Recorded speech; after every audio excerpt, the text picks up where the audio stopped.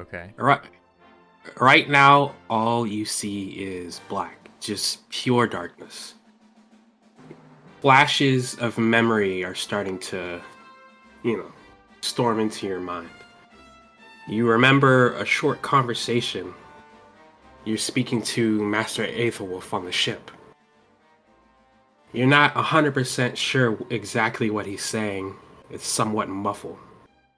Then the memory cuts as you smell a scent of smoke. The memory abruptly ends when you hear a large explosion. Now you're starting to remember floating in water on a piece of broken ship, piece of stray wood. You can see in the distance a paddle boat sailing off. You're clutching in your hands a strange music box. As you start to fade from consciousness, you put your face into the ocean and you see something staring at you. Beady red eyes staring sharp at you with intent to kill. As it's swimming quickly to come and grab you, you feel something pull out of the music box and wrap around you, and then you pass out again. Now, you hear someone shuffling around near you, and your eyes open up, and you notice you are in an unfamiliar area. It seems someone has brought you to a bed. You can see your clothes are drying to the side next to you. And you turn to the left and see a small creature, probably a kobold. Zach, describe what you see, what your character looks like to Kevin. He's short, probably standing about 3'10". He's got a reddish orange, almost burnished bronze skin, and haphazardly dressed. He also looks a little disheveled, clutching a little bag. All right. Zach, your character begins to open your eyes and you see Kevin's character staring at you. Kevin, describe what your character looks like to Zach. um, he sees a clearly well-dressed human man with some very finely or meticulously groomed hair parted to one side. Um, Kind of like rounded, thin-framed glasses. Looking down at him, almost not quite scoffing, but unsure and definitely looking down at him in many senses of the term.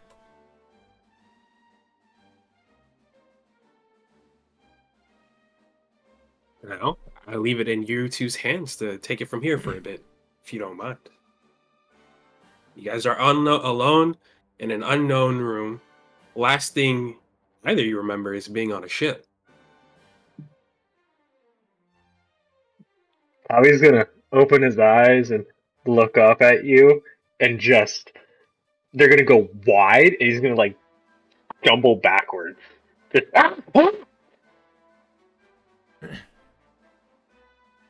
Well, now that's certainly a response. Uh, Clearly you're alive. What the hells are you? Where's your scales? My scale, well, where my scales are is none of your business. Rather forward and rude question to be asking a stranger. Why are you just standing over me? I wasn't standing over you. I was looking down at your what I thought was to be unconscious or dead form. Little did I know you were actually alive and breathing. I assume you were on that ship. Yes? Yeah, I was on it. Oh, little stowaway situation, but I was on it. I guess we crashed. Oh, yes, we certainly wrecked or sank or I'm not sure entirely what happened. In fact, he kind of like takes a minute to look around the room. Not entirely sure where we are either. Uh, Well, you don't seem interested in eating me, so I'll. Okay. Um, I'm Kavi, by the way. yes, hello, Kavi. Call me Basil. Basil. Yes, Basil. Basil. yes, Basil. Butler of the House of Baracus, personal manservant of Lord Aethelwolf himself. Huh. Well, I'm Kavi. Just Kavi. Well, just And Kavi. Yeah. Do you have Wait, any wait, idea wait. what? Where are they? He's gonna start rummaging around in the little bag he was clutching. Yes, you're there. You're there. You're there. Okay. All right. They're here. They're still here. Hey, as what are you you look looking through at? your bag, Kabi, you do notice one item is missing. Hey, what'd you do with it? I'm sorry. What did I do with what? Don't play games with me. You're looking at my bag. You probably took it. I wasn't even aware that you had a bag. But no, I did not take anything of yours. Mm, let me see your pockets. And in that moment, you guys see the door to your rooms not swing open, but gently open. And a short, dwarvish woman enters. She has long, lush, curly red hair. She goes, "Oh, good, you two are awake. I thought you might have been goners." She looks like, if I can figure out how to pull her up for a second, she looks like this.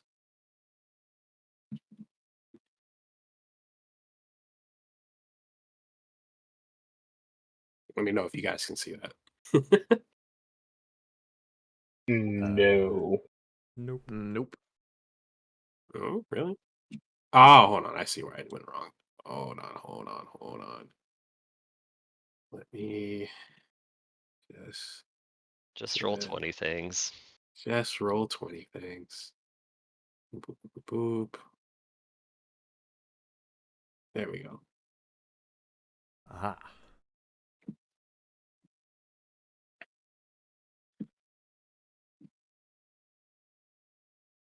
How are y'all feeling? You sleep well?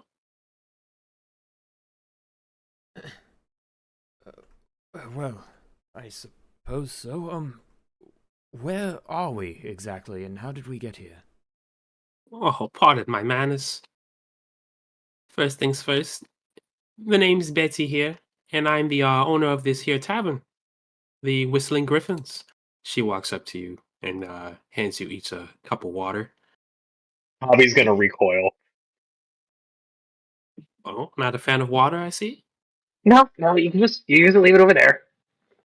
Oh, okay, okay. I can understand the trauma's probably frightened you quite a bit.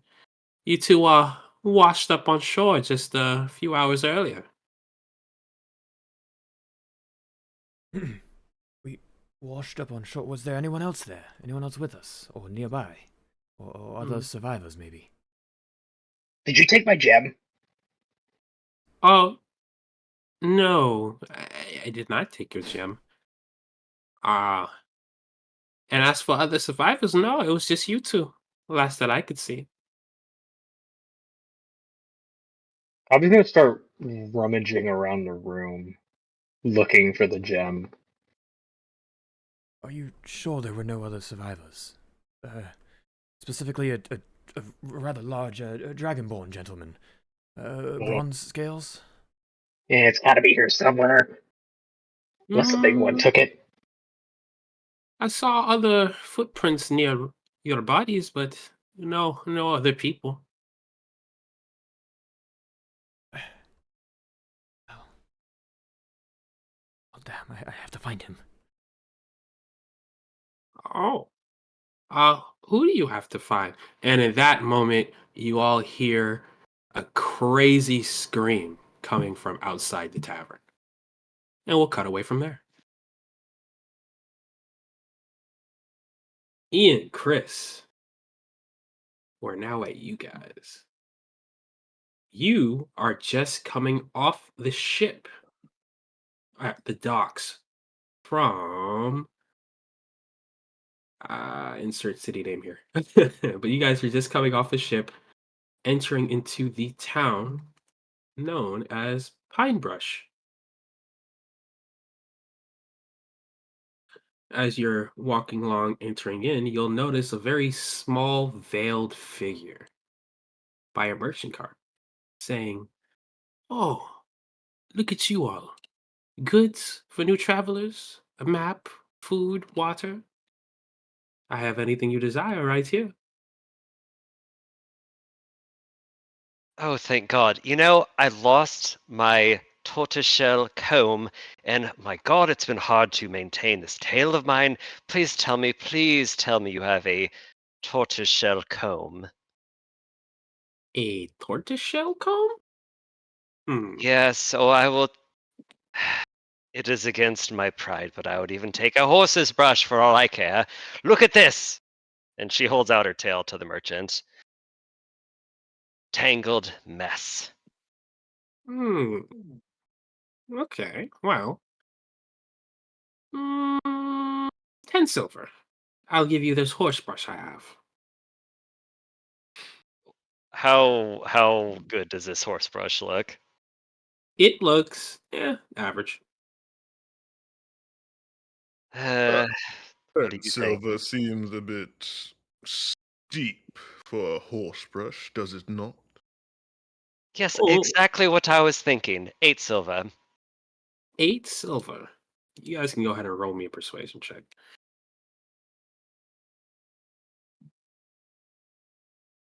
First rolls of the Jesus campaign. Christ. Hey.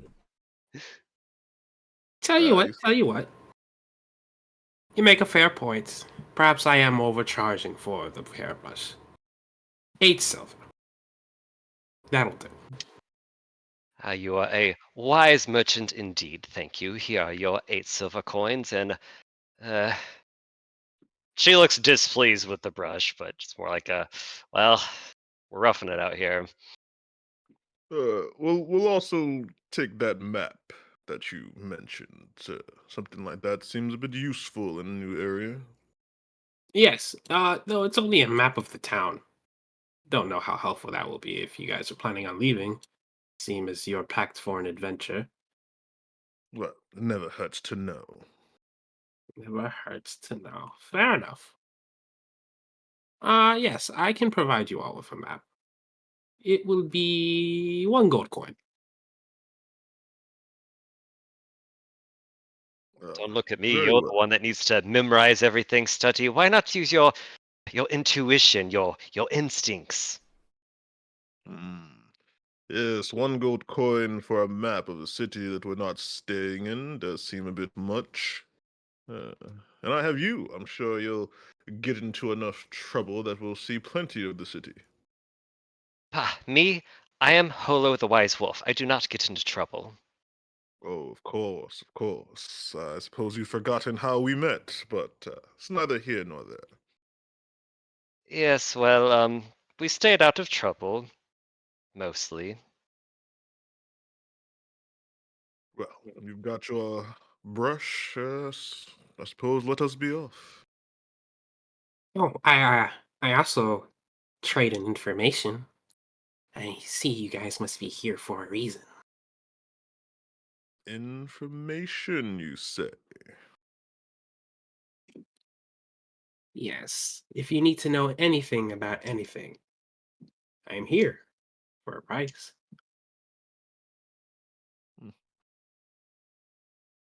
Well, I suppose that'd be useful if we had anything we wanted to know about.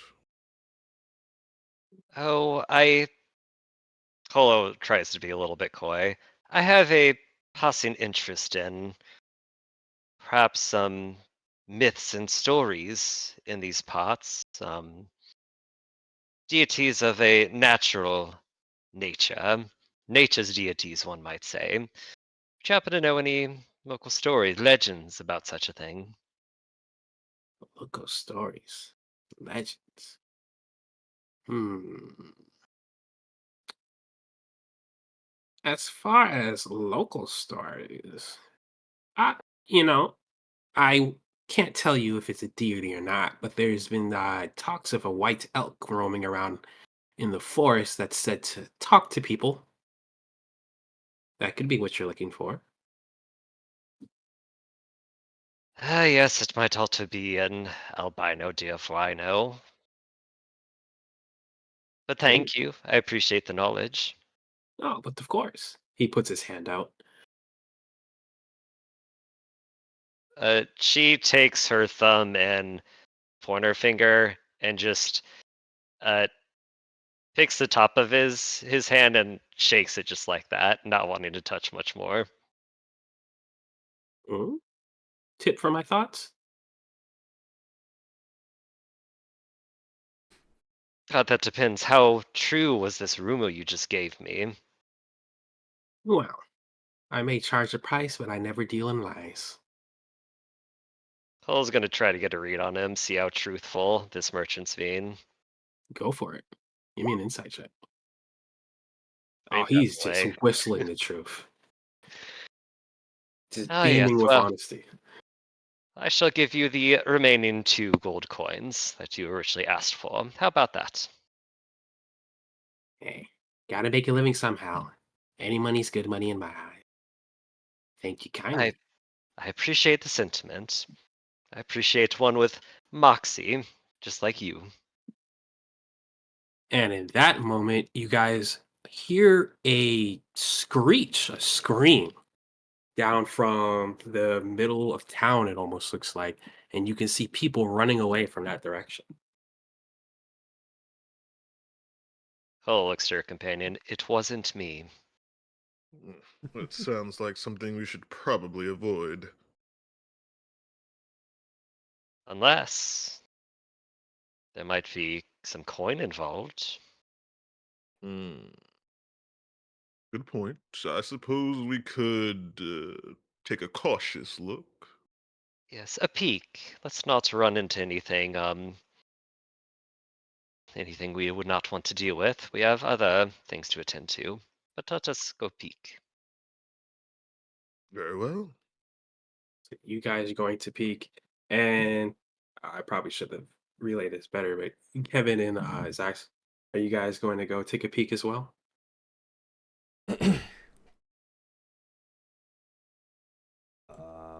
Yeah, I'd say a ear-piercing shriek outside would probably draw a lot of people's attention. Tommy's gonna go, but kind of like stay a little behind. Just like he wants to just take a peek, just a quick little like, what's going on? All right. Let's see here. Holo and Tharin, as you guys make it more towards the circle, what you see is an interesting sight. Something that you haven't seen in these lands, at least in a while. Kevin, Zach, this is a little more familiar with you, maybe more so Kevin. Uh, you see a group of 4 harpies swarming and circling around a person. 2 people to be exact. One woman clad in full plate armor with long curly brown hair, having her sword drawn out, trying to swat them away like flies. And a mysterious figure with jet black wings and a bird mask, all draped in black, near the wells. What do you guys do?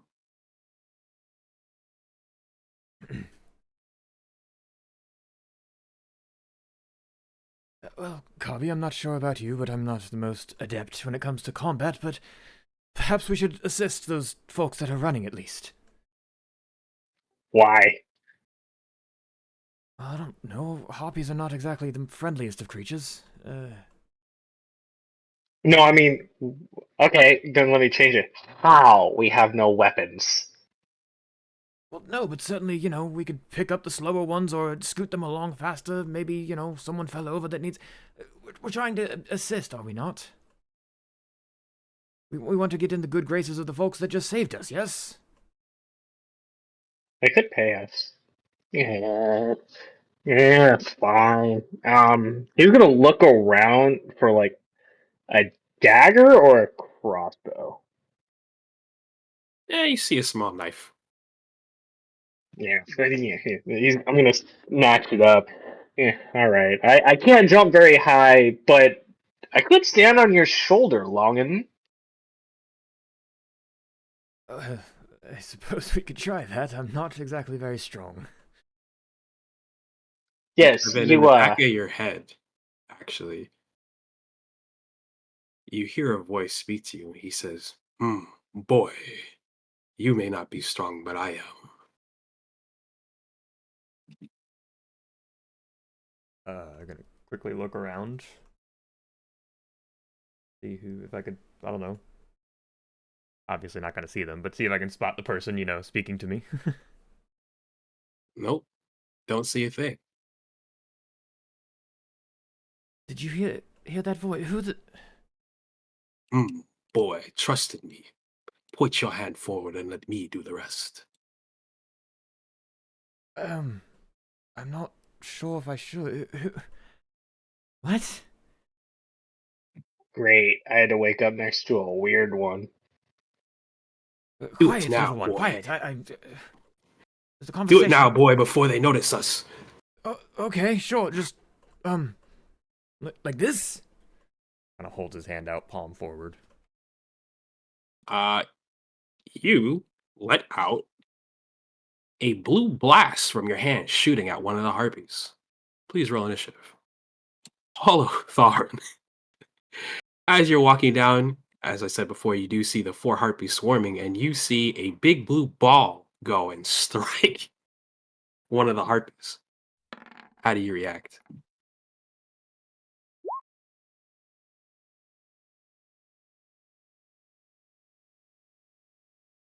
Mm. You're the magic man, not me. What the hell was that? Uh, Would I know what a harpy is? You've heard of them. Never seen one in person, though.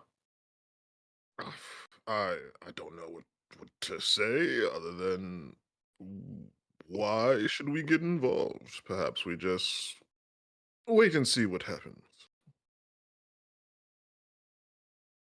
How about if we get shown up by those others that are helping? Let me give you two reasons. One, plate mail costs about $1,500. Sorry, gold. Dollars is a currency back in my own home.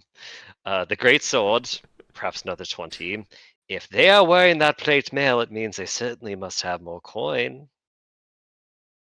Yes, but that doesn't necessarily mean that they'll give us that coin. They could just very well be common protectors and have no interest in this city. You underestimate Hull the Wise Wolf. Do you know how many nobles I've swindled over the past few years? 8, but it was all for very good coin. Hmm. So you're saying if we help, you can guarantee payment here? Well, no need to put the bolts on me like that. Who can say? Well, you stay behind me. I need to, she cricks her neck, get into a more comfortable form. And you start to see sand swirl around her, and you've seen what happens next. Holo's going to jump in.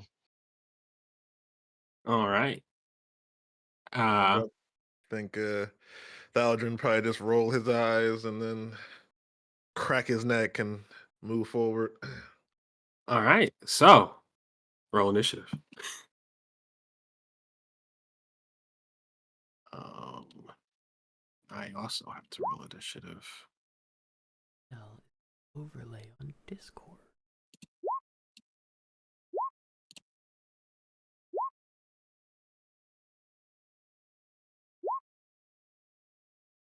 I can't it. Correct. Yes. Okay. Oh, and Kevin, go ahead and roll me an Eldritch Blast shot. Yes, sir. Oh, didn't mean to do that at advantage. I mean, I'll take the one on the left anyways. 18, I believe, does hit. Let's get some music playing.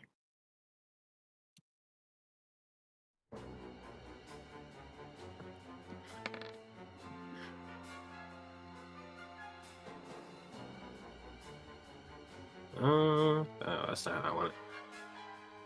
All right. A blue blast hits, let's say probably this harpy right here for 6 damage. It also gets pushed 10 feet away. If there's a battle map, I don't see it. Oh, I haven't moved, y'all. Psh. Beginner's mistakes. I'm sorry, y'all. I just assumed it was Theater of the Mind. There you go.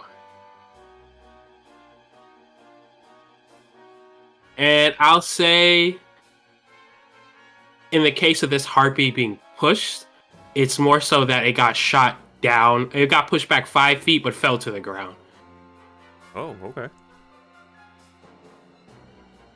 And then we'll stop at the top of the round with Kabi.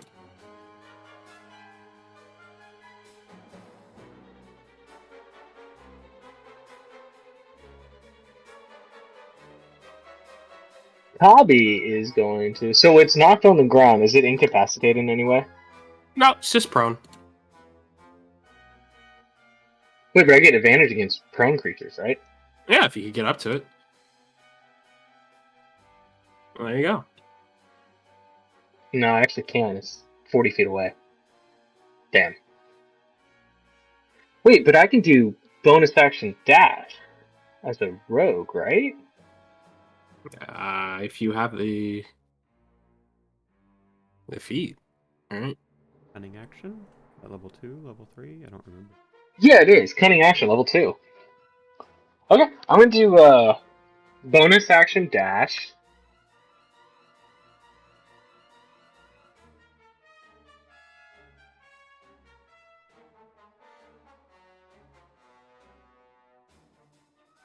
Bonus action dash.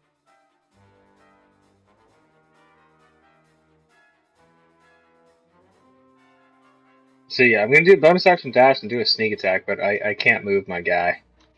Oh, you can't? Here, you try pulling him out. Now I can. Yeah, Alright. you're right here. Yeah. So, yeah, we're up there. Everyone else, make sure you can move your tokens. It might bugged. Yeah. And then I am going to do an attack and a sneak attack. Go for it. Oh wait, I actually don't have the weapon on my character's screen sheet.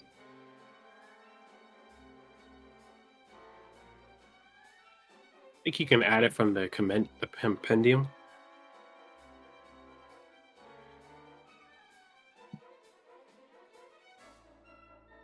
Just like type in dagger and you can drag it onto your character sheet.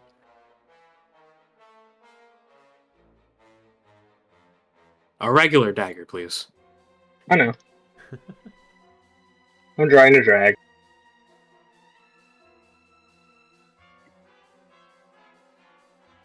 No, it's not.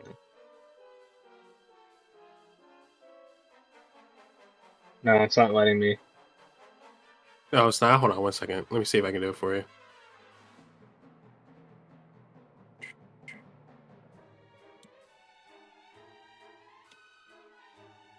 I'm trying to find the fucking code overlay.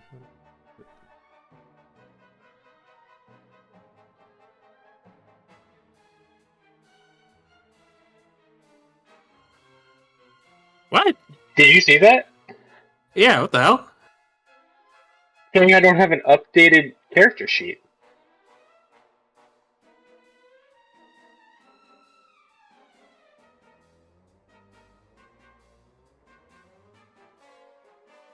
I see. There you go. I think I added it. Yes, now I have 2. Yeah. Well, you can remove one on your own time. Go for it. Ooh. A crit. Jesus Christ. 2 crits to start? So is this going to include the sneak attack? I think Yes. so. So it takes what? 7 plus 12, 19 damage? Anything else for your turn? So I dash. So it took me 35 feet forward. So that means I still have some movement left. I'm going to use the last of my movement. I'm going to go stand back next to Basil. Copy that. Next on the torn order, Holo.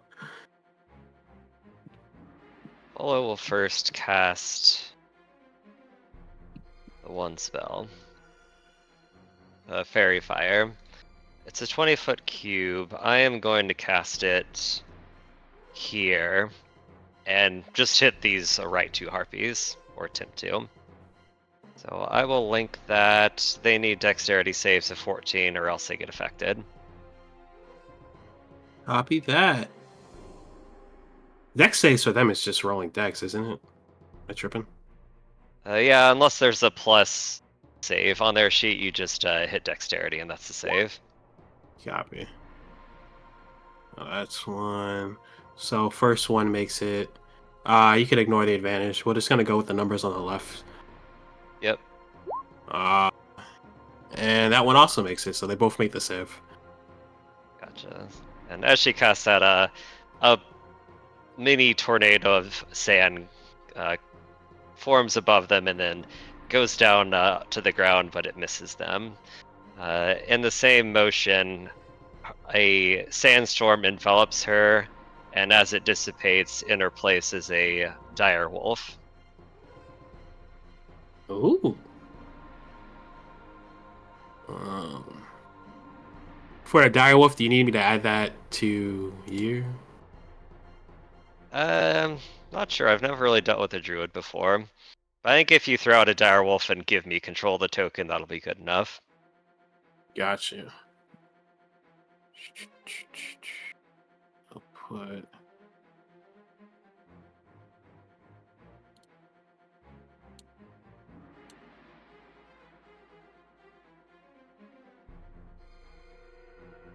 There you go. Cool. And she'll spend her turn running up, and she'll end her turn there. Copy that. Next, we have the harpy that Cabby struck down. It's gonna use some of its movement to stand back up. Oh my gosh, I lost track of my sheet. There it is. It's gonna get up, turn around, and see the woman behind her, and make some attacks at it.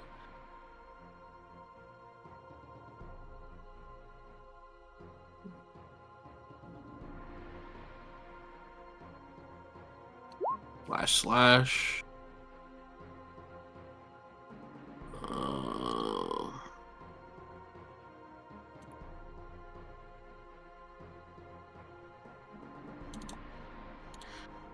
And you will see her miss both those claw attacks.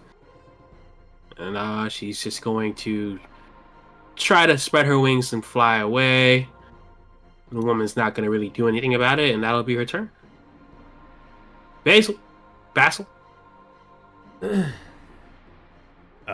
Basil will kind of look down at his hand in disbelief. I guess see the one that's trying to flee and... Well... mysterious disembodied voice? Perhaps we should try that again, yes? Please? Yes, boy. What are you waiting for? Oh, gosh. Oh, my gosh. Okay. Go! And just holds his hand out again and shoots at the same one.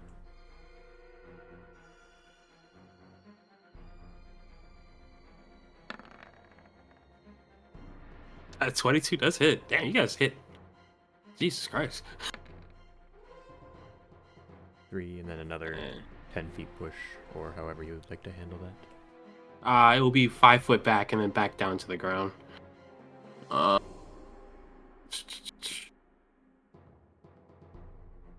Anything else for your turn?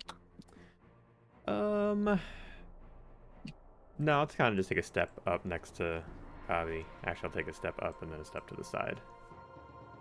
You can see after that shot that the harpy is moving a little more sluggish on the ground.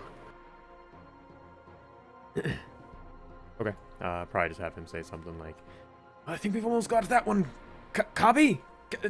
We should finish it off." Next is this harpy. Next is the harpy to the left of the woman. She's going to fly down, try to strike the woman with her claws.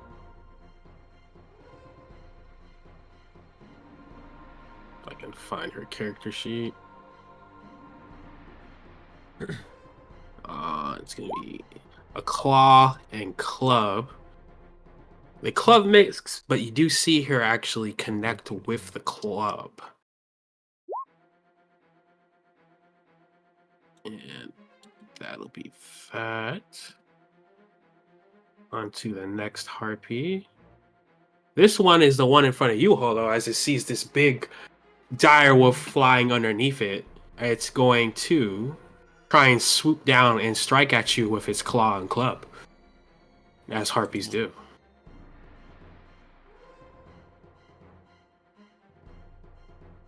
The club hits. So it tries to strike at you and misses with the claw, but it's able to catch itself in the act and bring its club down on your head. You know, that much damage.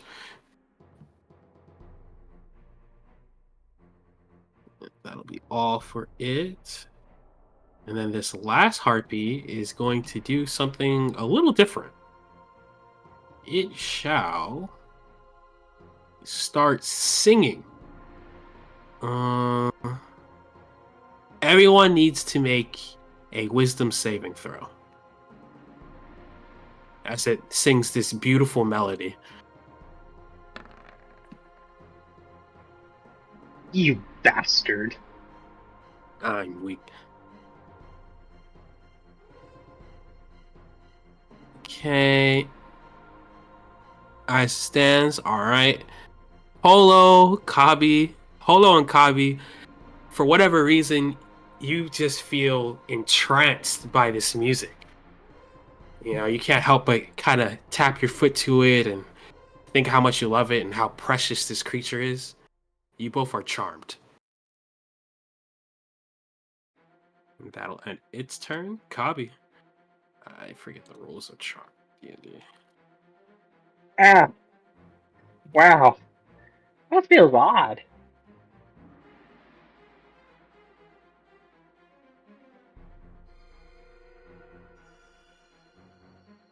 And just for a reference for what it means to be charmed, charmed creature can't attack the charmer or target it with any harmful attacks or effects. And then the charmer will have advantage on any ability to interact socially with you, so to speak. But I can still attack other creatures, right? Yeah, you can attack the other harpies. Okay.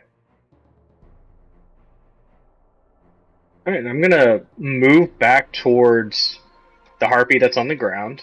I don't need a dash this time because I am close enough. And I'm gonna do a sneak attack. Good God.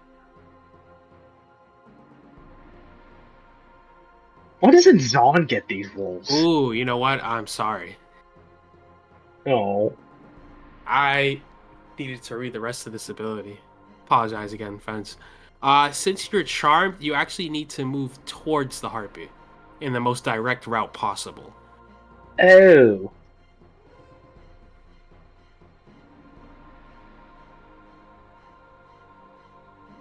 That'll put me here. I'll put you here. Yep. And that's. And you can, if you could do anything else like a ranged attack or something, you can. But from that point, that's all you can do. Kind of get up next to the man, and he goes, "Ah, you poor soul." Oh, but don't you hear it? It's beautiful. And that'll be my turn. Holo, you're already next to the creature, but you can't attack it or harm it in any way. So, if there's So it anything was you can do. it was Did this I? one down here. Oh no, you're right. It's actually this one. So yeah, you would have to move towards that one, up on by the tip of the well. Did I miss a turn? Oh, did you roll initiative?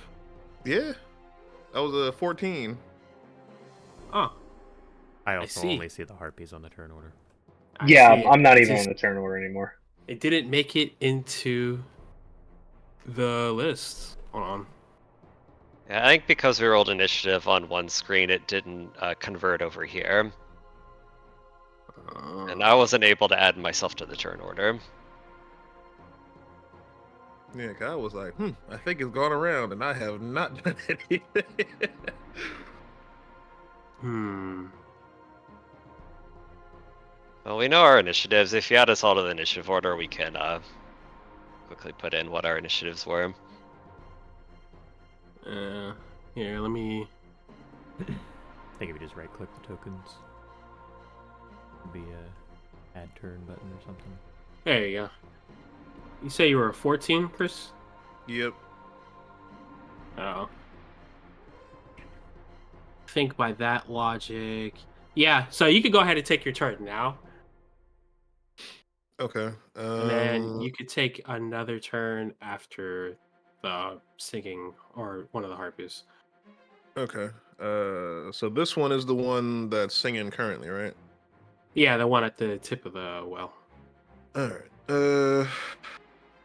I had something else I was gonna do, but that seems more prominent right now. I will do. We'll do a chromatic orb. Why not?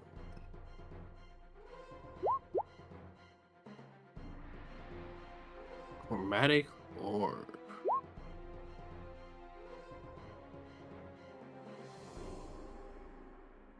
Okay. At the one singing? Yep. Okay, it does hit. Right. This is going to be. Let's make it lightning damage. Alright. Roll a 3d8. Jeez. 15 damage.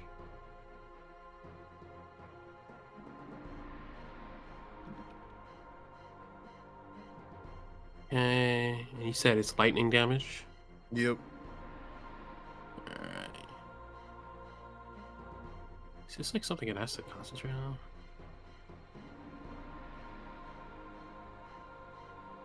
I think so. Huh, that's interesting. It says it stops if it's incapacitated, but not if it's hit. So we're just gonna keep on. It's still singing, hit with a big ball of lightning, but still singing. Well, alrighty then. And anything else for your turn? No, that's it for me. All right, now Holo, please take your turn. Sure. So Holo will go here as part of the charmed condition. She is going to telepathically communicate with this mysterious individual and say, "'Tis I, Holo the Wise Wolf, and I'm here to rescue you." And she will turn and try to bite this harpy south of her. Go for it.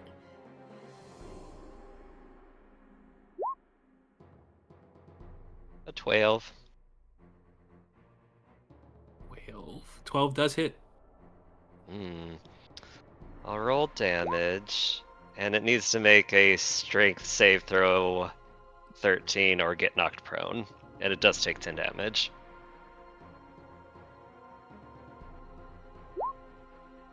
Okay, so it makes the strength save. But it takes 10 damage. Gotcha. Cool, sounds good. And that'll be the end of her turn. And yeah, her fur is the same color as her hair color before, which was brown, and her tail is long with a white tip at the end, and her ears also have white tip fur at the end of those ears. And yeah, she'll end her turn there. Gorgeous description. That's all for your turn, right? You Yep, that's just it. said that. Jesus. All right, next harpy. The harpy that is been beaten and bruised is going to attempt to flee. Doing a dash forward. If it dashes, it's 80 feet. So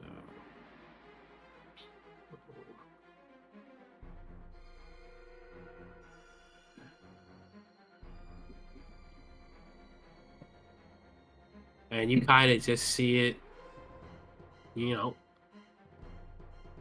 go a little off map, but it's about, 20 feet. It's 80 feet away, so to speak.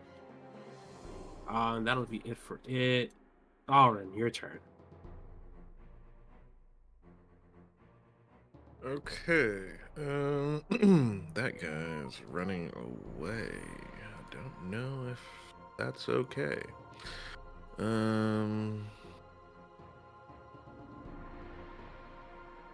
It's like 115 feet away.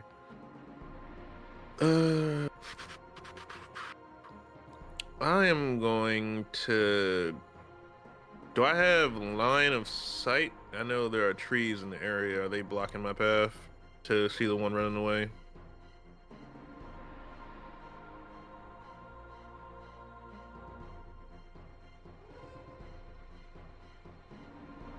Hello?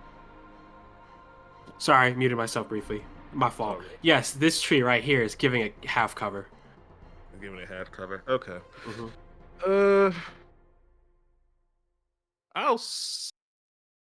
Well, this one is still singing, isn't it? The one on the top of the well is still singing her heart out. I'll get It's rid of heart that out?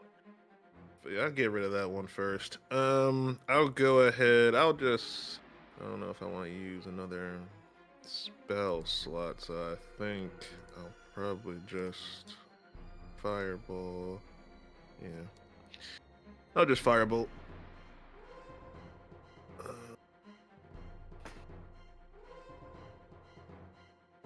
There we go.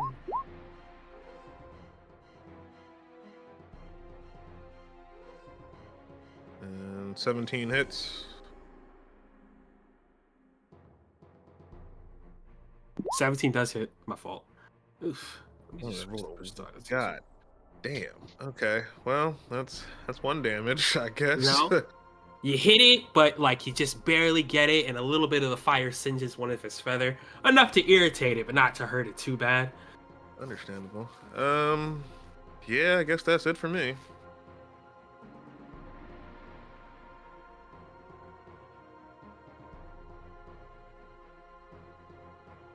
Basil, your turn. And as it starts, you hear a voice in the back of your head. It says, "Oh, that one's quite skilled."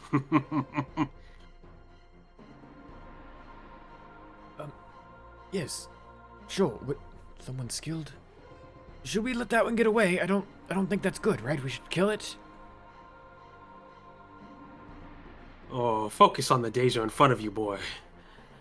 A fleeing harpy isn't going to come back for revenge. Yes, right, of course. Very well. The singing one then? And just kind of holds out his palm and just kind of aims it at this gun. Yeah, that singing harpy.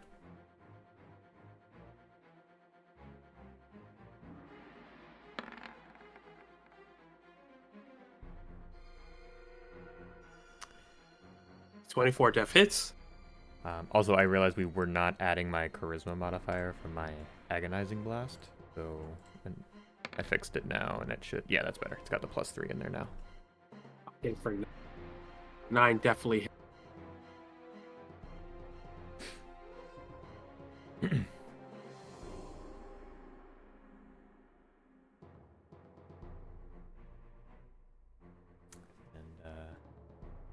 hopefully, My boy, you're a great shot. And you see the harp push back 5 feet and fall to the ground. Oh, well, thank you. I suppose, just, learning as I go here. I guess I'll take another like couple steps forward, and that'll be about it. Next turn, you see the harpy in front of the young woman. Try to make its claw attacks.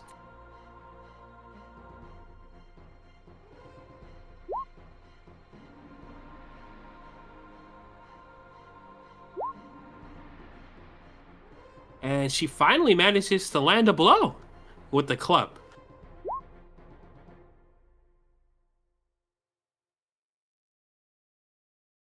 Olo, the harpy that you attacked, it's feeling a little petty and it wants some revenge for you, gnawing at it. It's gonna hit you with the same claw and club attack. Oh no. The club hits, claws don't.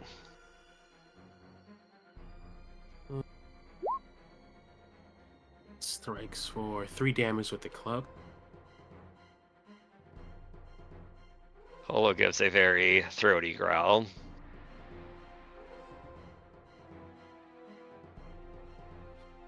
Honestly, you want to roll an intimidation check? Sure.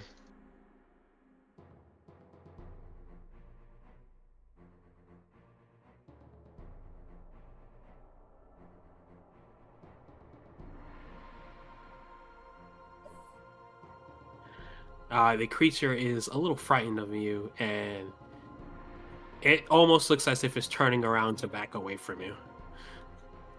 That's it for its turn. The singing harpy is going to get up, continue her song.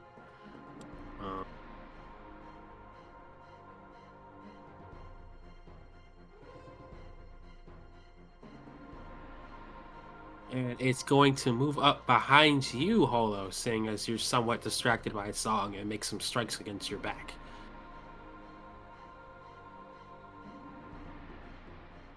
Oh dear.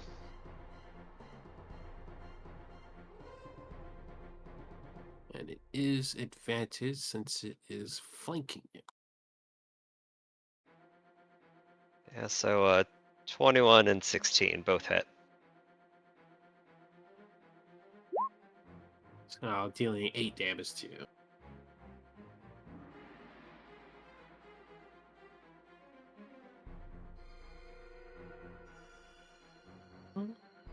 And that's it for it. Before you're around, I almost forgot about her, Kabi. The woman in the full plate armor is going to actually, get involved in the fight and make strikes at the harpy. With her longsword.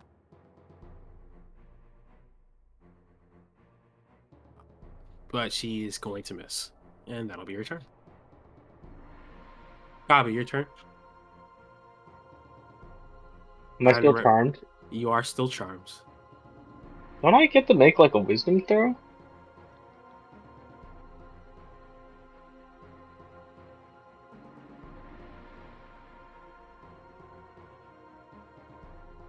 Alright, and I guess I'll continue moving towards it. I'm gonna just go towards the creature. Wow, you got such a great voice. Oh, you are correct. So, Holo, you can make a wisdom saving throw as well. It's at the end of your turn. Oh, Okay. bollocks. Okay. At the end of your turn, my boy. Oh, at the end of the turn? Yeah, at the end of your turn. Okay, fine. I move forward and I make the throw. Yeah, well, so you break out. Hold on, let me double check. Remind me, if you match a DC, is that a pass or a fail? It is a pass. Then you pass. So can I make an attack? No, your turn's over. It's at the end of your turn. Okay. All right. But Holo can do something. It's now her turn.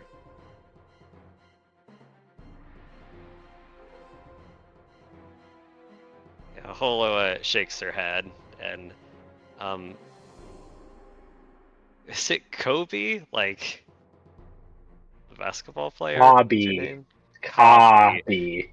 That is not going to be the first time that happens. In your head, you hear a feminine growly voice as this large wolf looks at you. This is our reward, not yours. Get away. And she is going to make an attack at this harpy. And Direwolf has pack tactics, which is if a wolf's ally is within 5 feet of the target, it's at advantage. Would we say Kabi is an ally in this moment?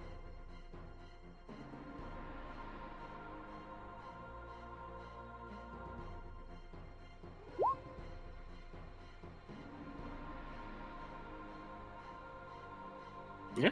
Hobby views you as a stranger, if that helps.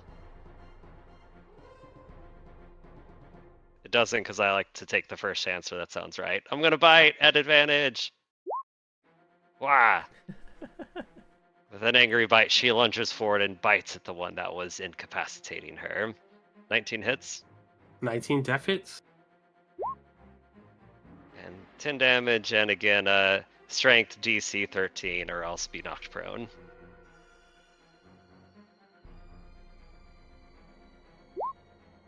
It fails this save, so she is knocked prone. It is knocked prone. And Holo will end her turn with that. The fleeing harpy is gone. She's just long gone beyond your beams.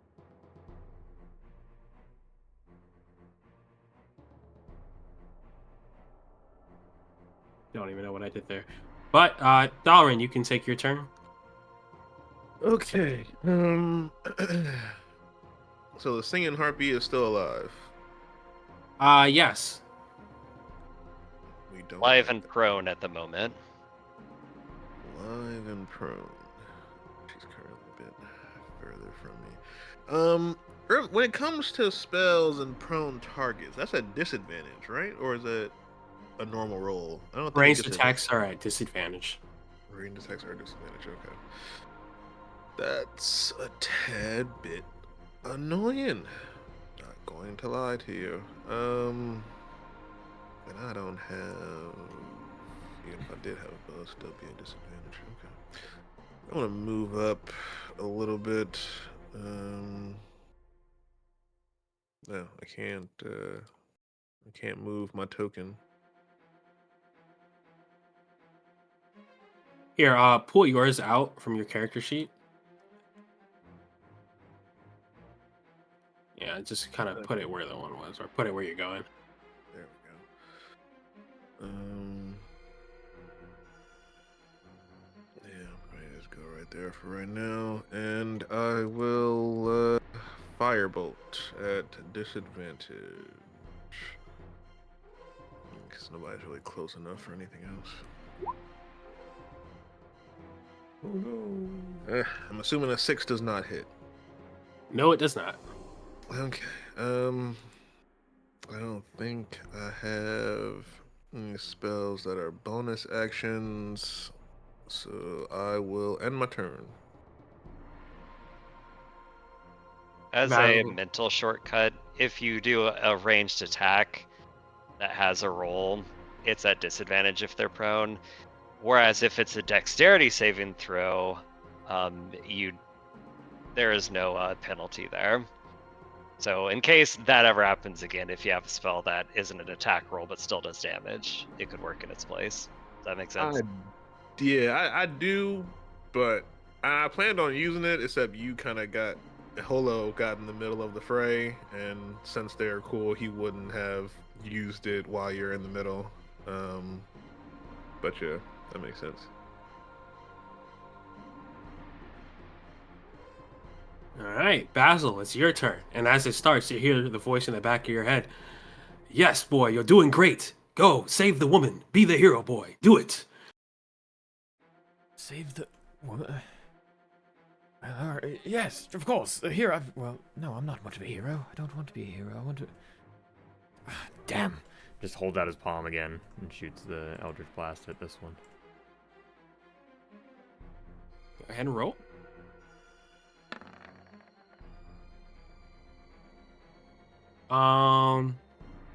Yeah, an 11. If you match AC, it is a hit, correct? It's the same as saves, I assume. Yeah. Then yes, you hit. Sweet. Oof. Good damage. I reckon some of these guys might be dead already if we added your modifier before. Yeah, so, same old diff. Move back 5 feet, knock to the ground. Kind of. Anything else for your turn? Yeah, kind of take a couple steps over here, maybe tuck underneath one of the rooftop there, a little archway. Or overhang, excuse me. And just kind of speak to the voice. I'm not really sure about all of this. This is very, very new to me. A little uncomfortable. You're doing great, boy. Just trust in me. I'll guide you to greatness, hero. I don't know who you are. And I'll just end my turn there. And then the harpy that you just hit, Basil, is going to get up, somewhat assess the situation, and see this small little lizard thing hanging around one of its sisters. It's going to fly up and make strikes at you, Kabi. Club and claw. Both miss. It's still a little disjointed after being hit in the head with such a weird concussive blast. It's going to take the opportunity to try to fly back 5 feet to get some distance. You can roll an attack of opportunity if you want. Yes, I shall. But you miss. It's just too agile for you. Next harp. Although the one behind you sees that, its other sister is helping it in this fray, it's going to use that to its advantage and make a claw and club attack on you. Because what else do harpies do? Zing. Both hit. Be bitches drinking out of cups. So you That's take high a total of damage. 12 damage. God damn. So the harpies are taking it seriously now. Yeah, as Holo's taking damage, she doesn't bleed in this form, but you can see wherever she's taken hits, it's like sand is floating out of her and leaving her form. For flavor. I love that. The harpy, seeing this happening as the sand is dissipating, the one in front of you is going to take advantage of his sister's attack and also make a claw and club attack at you. No, Jesus. So first one hits, second one does not. 14? No, that's not 4. That's 12. Math, guys. Well then, that's exactly enough to knock her out of her form. So with like a keening howl, that form goes away, and in its place is Holo. Also, now we'll need to decide. She was large creature before. What tile does she go into? We are gonna just put you in the back corner, so to speak, where your hind legs were. Is how I like to imagine it. Okay, sure. Yeah, hind leg seems like a decent rule of thumb. Then the harpy is going to see that transformation and try to move back 5 feet and fly up 10 feet. Kabi, you could take an attack opportunity if you want. And you still miss, man. Just giving them to you. You're still missing. It's going to take its chance to fly a little up towards the tip of that pine tree and end its turn there. Kabi, take your turn. Kabi is going to let out a frustrated draconic cry.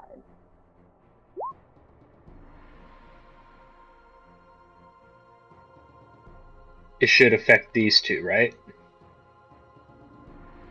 So let's start your next. You and your allies have advantage on attack rolls against any of the enemies who can hear you. Okay, so yeah, I believe it affects everyone. I'm pretty sure everyone can hear you. Alright. And then he's gonna rush towards this one and stab with his dagger. Sneak attack question mark? Yeah, sneak attack. But wow, But you miss. So those are some Zon rolls now.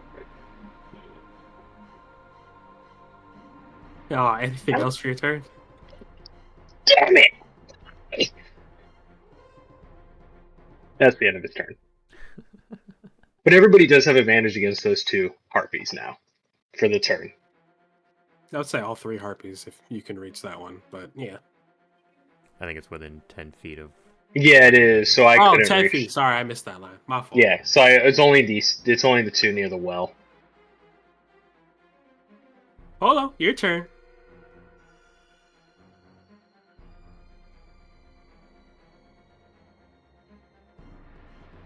I seen a potential ally. Um, she does look at you, Kavia, and sighs, but she does run around dash to the other side. She lifts up her hand, and you see razor sharp claws come out of her hand with a green liquid dripping from the tips of them, and she is going to make a specific attack against this creature. I am using this spell, which I don't think any of us have ever used. So it's a spell attack, which means it gets a benefit from advantage. So 24 to hit and 1 acid damage.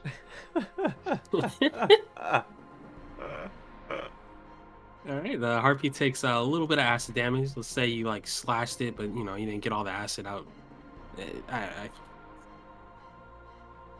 And Kavia, in your head, you hear a voice, less growly this time. I guess we'll have to share the reward then. And she'll end her turn. They just can't talk out of turn, right? You can say like a quick quip if you want, but Who the fuck keeps talking to me? Valorant, your turn. Okay. No enemy is ever 10 feet next to another enemy. Oh my god. It's the beauty of flying creatures, man. I think I'm just going to. Yeah, we're close enough. See him come in, and then Shocking Grasp is what we're going with.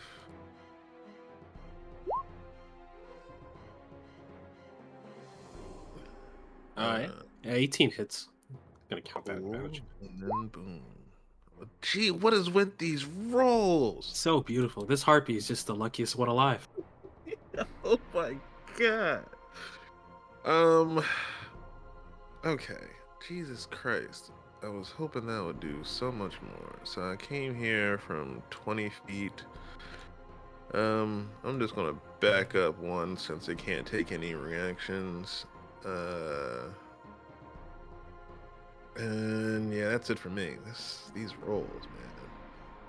All right, your turn. Basil, your turn starts. And you hear the voice at the back of your head. Look at them, boy. Pathetic. You can swoop in, get the victory. Shoot down that harpy. Do it now, boy. But that one's not a threat to the woman that I'm supposed to be saving. You make up your damn mind. The woman's safe. Shoot the damn harpy, boy. He's gonna actually try to not listen to this disembodied voice and shoot at this one again. Go for it.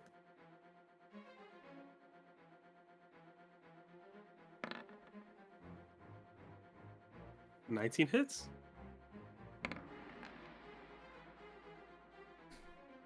Harpy is pushed back 10 feet because I believe it was still on the ground.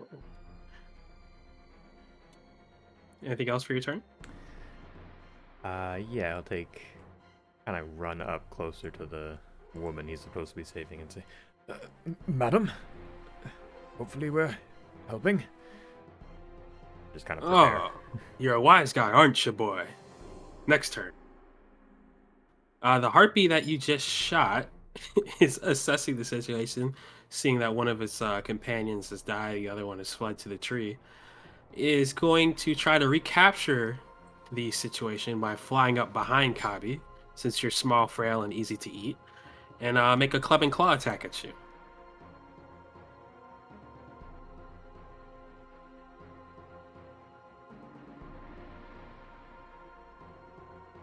Well, 23 definitely hit. Oh no. Oh no. 13 damage. Oh, fuck.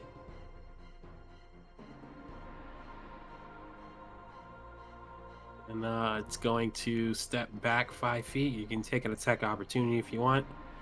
And it's turn with that. It does miss. Wait, but it's still under the effect of my Draconic Cry because my turn hasn't come up yet. Ah, you're right. You're right. So, yep, 23 does hit. Smashing, almost didn't. What's that? 10 damage. Oh.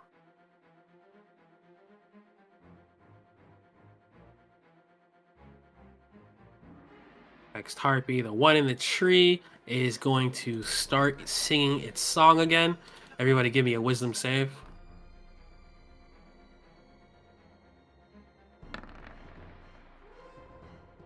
Oh no. Okay, Chris and Basil. This time you both fall under the song's reach. You can't help but follow the groove and feel something drawing you towards this beautiful, seemingly beautiful singing creature in the tree. It's all for her turn. It's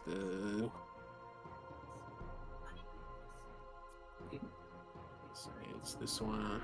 The one in between Hutu, Holo, and Kabi is going to try to fly up 5-ish feet. You guys can both take an attack opportunity against it if you want. Oh. No, yes, you can take an attack opportunity against it if you want.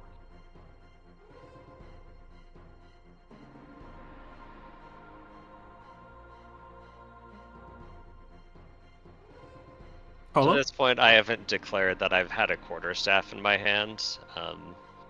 Can I get it out and then use it, or is that no go? I would say since you're not swapping a weapon, it's free action. You can go ahead and do that. We'll say Okay. like you're pulling it out in an attack. Gotcha. Here's a -1 roll at advantage. Let's go, boys. Let's go. You guys can roll damage. So that's 9. Yeah, it's a.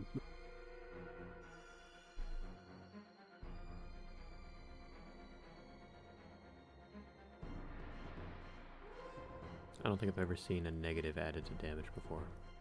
Shut up. It's beautiful. And Harpy is looking sluggish, but manages to break 3. It's gonna fly up 10 feet and then 5, 10, 15, 20. And then it's going to just try to rush south. And get about that far. The woman in plate armor is gonna take her move this time around. She's gonna get up and move around behind you, Kabi.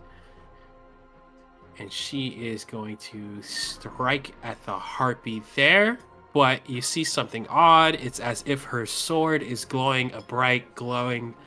It's going golden with a bright light.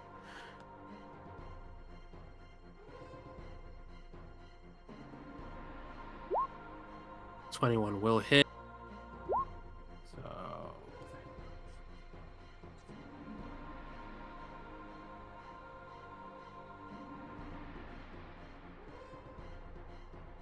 sorry, I just gotta double check something real quick, fellas.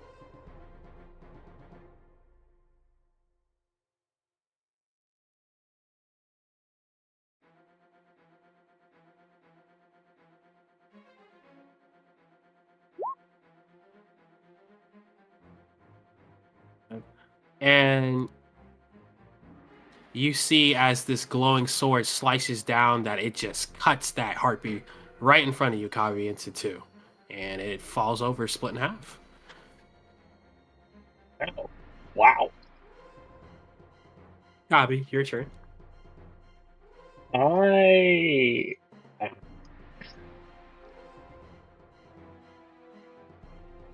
I'm gonna limp back to Basil. I can't really do anything. Hey, Longin, I'm hurting. Yes, but the music. What? What music? Can I give him a quick little slap to try to knock him out of it?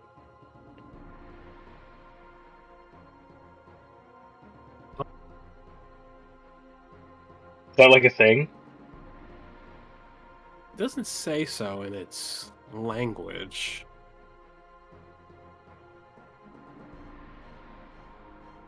Alright, then I'll just give him a little role-playing shove. Like, hey, I heard the music too. It's not that great. She's covered in feathers.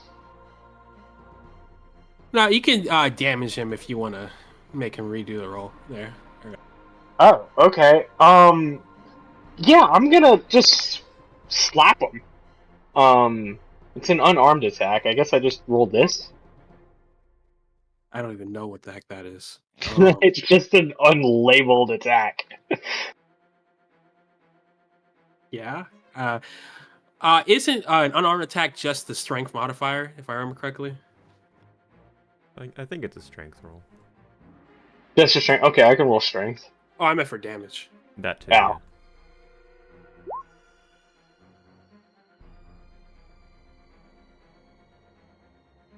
Yeah. AC 12. Yeah, I guess I missed. Yes, you do. Kind of like that's your hand weight. No, not right now. I'm listening to the wonderful singing. Yeah. Great. Got a wolf, got a possessed human. God. Olo, it's your turn.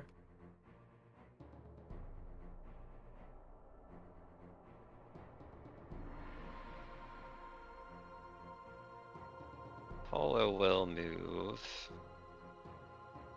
That's snapping weirdly. Just gonna run up to the tree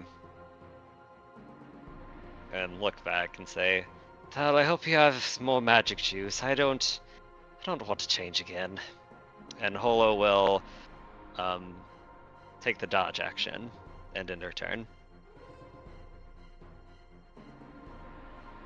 Turn. Valrin, since you are charmed, you have to move the most direct route towards that harpy as possible. Okay. Well, I guess we're just moving forward. What's 30?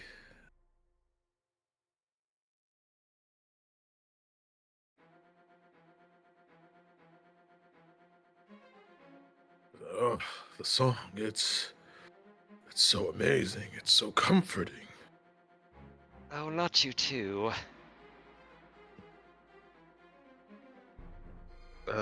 Wisdom save at the end of the turn?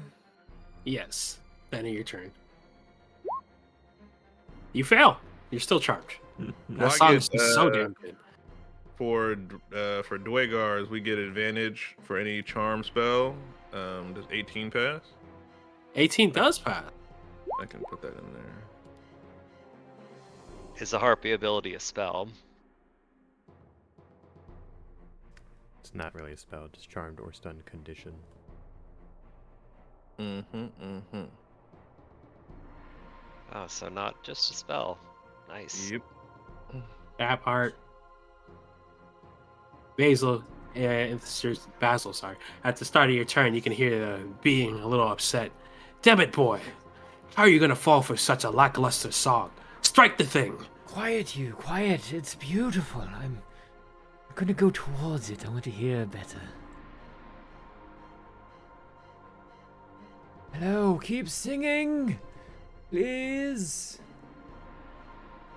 Just picture him walking into the tree. Pretty much. Just hugging the trunk. Yeah, his hands are definitely on like the bottom branches, getting ready to climb further up. Some heroes we are.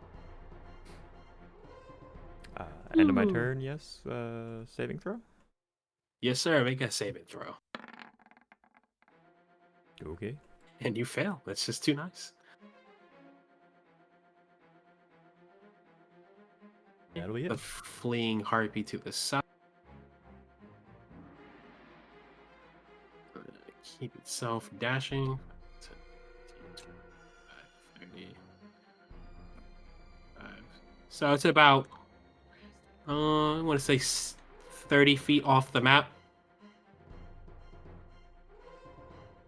And it's turned there. The one that is singing is going to briefly come down the tree. To you, Basil, it looks as majestic as possible. Same thing to you, Thauron. It's like an angel descending from heaven as it comes down the tree. And it's going to make a club and claw attack against you, Basil. Okay.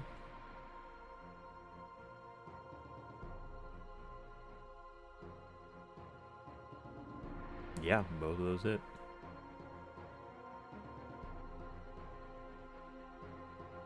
It hits you for 9 damage. Oof. He looks quite bloodied up.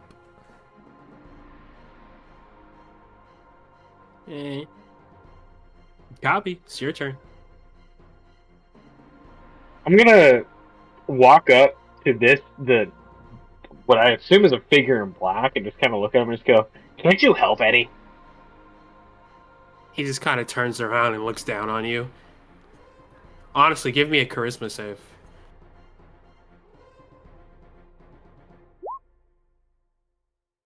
He's giving you the creepers. Yeah, okay. I'm gonna cunning action dash towards. Okay, wait. So cutting action dash, that'll bring me to.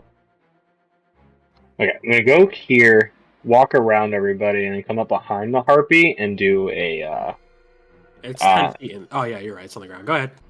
Yeah, it's on the ground. Yeah, I'm gonna do my sneak attack dagger attack, and does 12 hit? 12 does hit. He hit it for 6. This creature is looking ragged.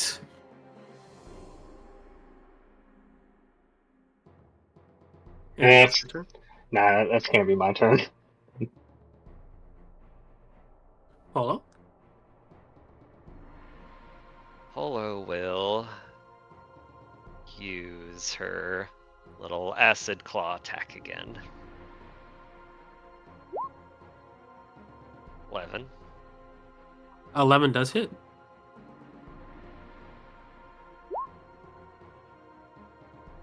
And 4 does hit. Sorry, obviously it hits, but yeah. Perfect. Holo will, basically, claws go along, stabs this thing in the side, and she turns back to this lady and says, "Well, Lady Divine Sword, I think you're up." And she'll end her turn. Thalarin, the love of your life is being hurt. It's injured. What do you do? Wait, didn't I pass the save with the 18? Ah, that's Or right, you did. I'm sorry. It's totally slipped my mind. Harpy's a charm, man. What do I you was do? like, This creature looks messed up. Perhaps you feel a sense of revenge for being led astray, yeah, oh yeah. catfished. We are oof, don't wanna gravity this or no, gravity's a spell. We'll just shocking grasp. That's what we'll do. We will shocking grasp. 24? Definitely hits. And 4 is just enough Oh, thank for the God. demise of this creature. Please describe its death to me. Yeah, I think he'll after shaking you see him shake his head, clear the thing. Blasted creature, you think you can mess with my mind? And then he'll just walk up and grab it by the throat and just start throwing electricity into it until it goes limp. And thus ends combat with 2 harpies fled and 2 dead on the ground.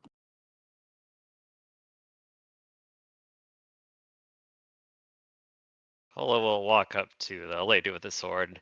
Ahem. Hello, I am Holo, Holo the Wise Wolf. Pleasure to meet you. Are you and your friend okay? My friend. Oh, yes. Sorry. She kind of wipes her hands a bit on the side, fixes her hair, looks to you and says, proper greetings. Hello, my name is Amelia Drake, second daughter of Jonathan Drake of the House of Drake in Woodhurst. It was a pleasure to meet you.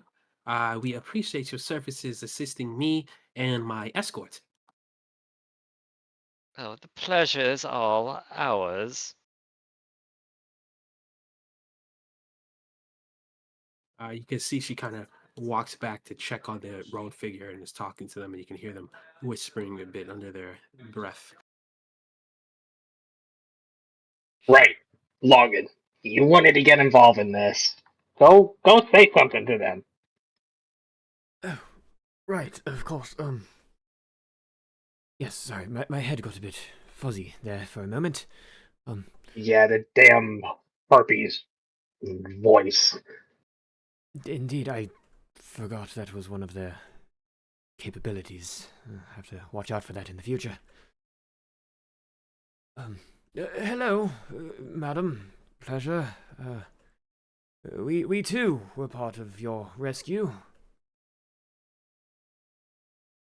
Oh yes, sorry. Pleased to meet you. Thank you again. Sorry about my compatriot. He's not very good at saying thanks, and she kind of nudges him, and he goes, mm. He kind of walks up to you, Holo, and gets really close with the beak of the mask, almost touching your forehead because he's towering a bit over you. Holo takes a wide stance and puts her hands on her hips. You smell familiar. Well, I hope it is a pleasant scent, yes? Mm. Where are you from? Oh, I was last at the city of help. More. Oh, I thought it was insert name here.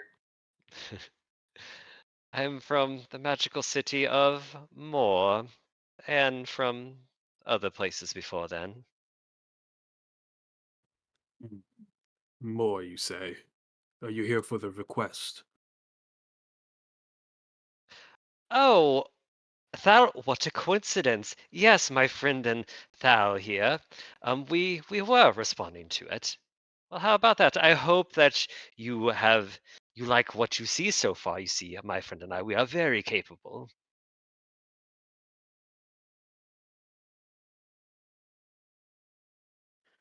Oh, I was wondering if anyone was gonna actually come for more. Just you two. Oh, there were more for more. Mm. It looks over to you, Basil and Kabi, and gives you guys.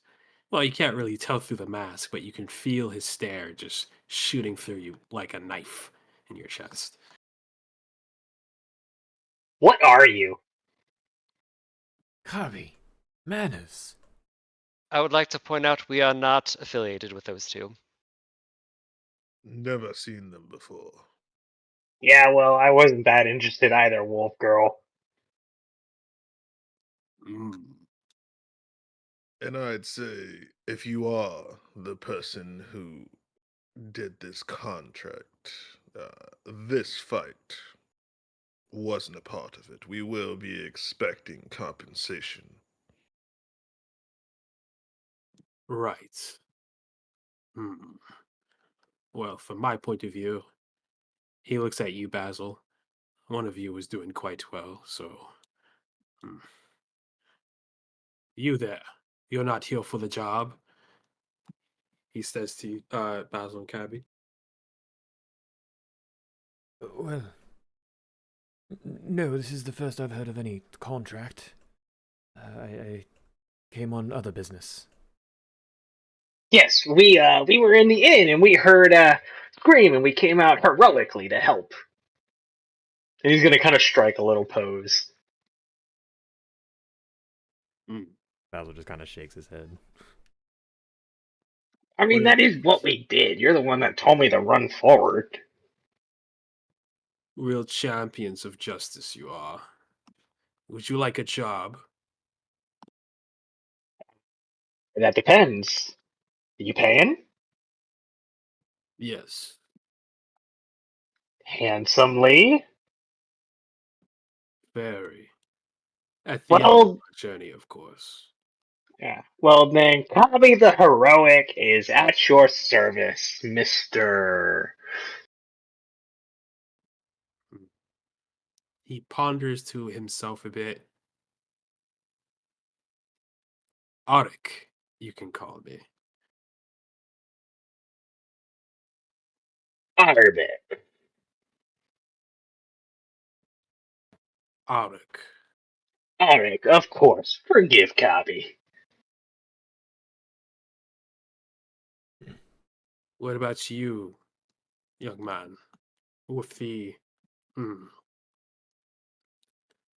well, I should say the both of you. What say you two? You hear the voice in the back of your head say, "Take the job, boyo." Wait, both of us? What do you mean, both of us? And what do you mean take the job? I've already got a job. I have someone to... Damn it. He kind of like pauses for a second. You first, hooded gentleman in front of me. I appreciate the offer, but I am already under the employ of House Baracus, personal manservant of Lord Aethelwolf himself. I do not believe I am available, you see, to take other jobs and contracts. And what was your contract? Well, I can't really say that I am under any contract. I'm more just bound to my family. Speaking of which, you've not seen Lord Aethelwolf anywhere around here, have you? I'm in desperate need of finding him as soon as possible. Well, if you need to find him, you'll need resources. Do you have any money, information, anything of the sort? Well, no, not really. I have a little bit of gold that I could, spend, and I don't think it would get me very far. And as you can see, I don't really have any weapons or armor. What I have, or what I own, is well, what you can see on me.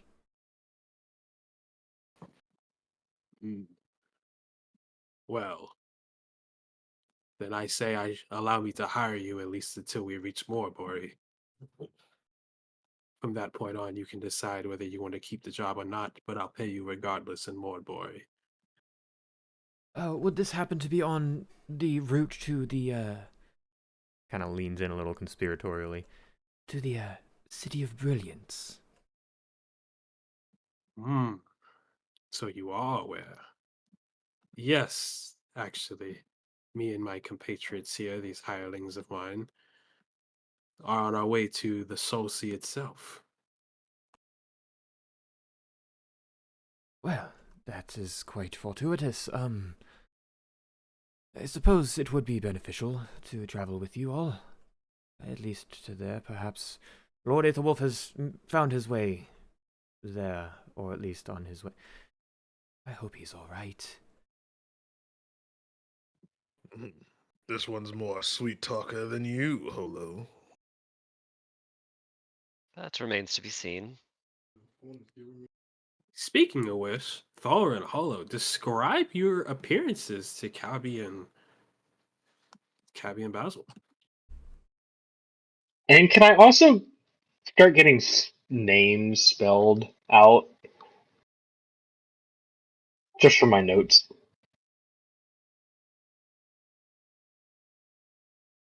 Much obliged, sir.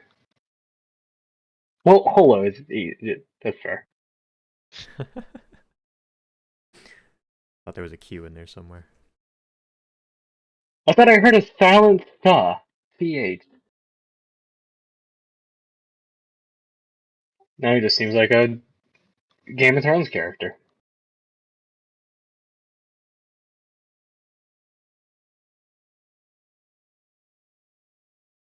As far as Holo's appearance, she is a human-looking girl, except with two exceptions. A set of ears, wolf ears by the looks of it, brown like her human hair, and she has a lustrous wolf tail that is also brown with a white tip of fur at the bottom of it, and her ears also have white splash of white at the tips of those. She has red eyes, fair skin. She's wearing a fine leather green jerkin with a hood attached to the back, and also equally fine set of tan pants beneath those. She is wearing a necklace that appears to be a set of wolf fangs that are fixed to each other with some type of durable cord around her neck. Her eyes are mischievous. Yeah, for Thalarin, you see this, well, uh, 4 or 5, short dwarf, um, gray skin, dark eyes. Unlike most of his kind, you'll see that he has a bit of hair on the top of his head flowing down.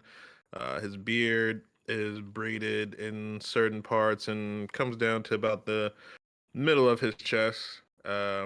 If you look close enough, you might see the hints of a scar on the right side of his lip. Uh, and yeah, he's wearing, I'd say, relatively light gear for the most part. You would imagine that he comes from a pretty hot tempered area. Some light equipment on, and a dagger at his side. And if you ever catch him when he is doing magic, you will see a purple glow in his eyes.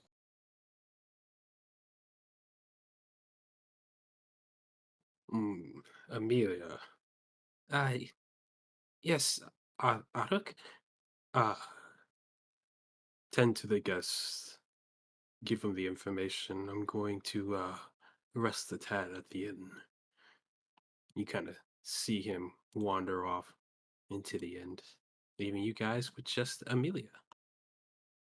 And who do we see for our payment in this uh, incident? Ah, yes. So here's starting pay. You can each add about 50 gold to your wallets.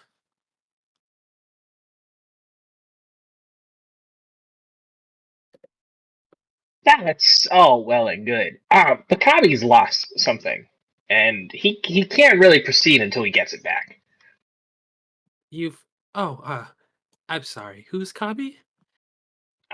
That's me. I'm gonna hold my hand up and make my way to the front.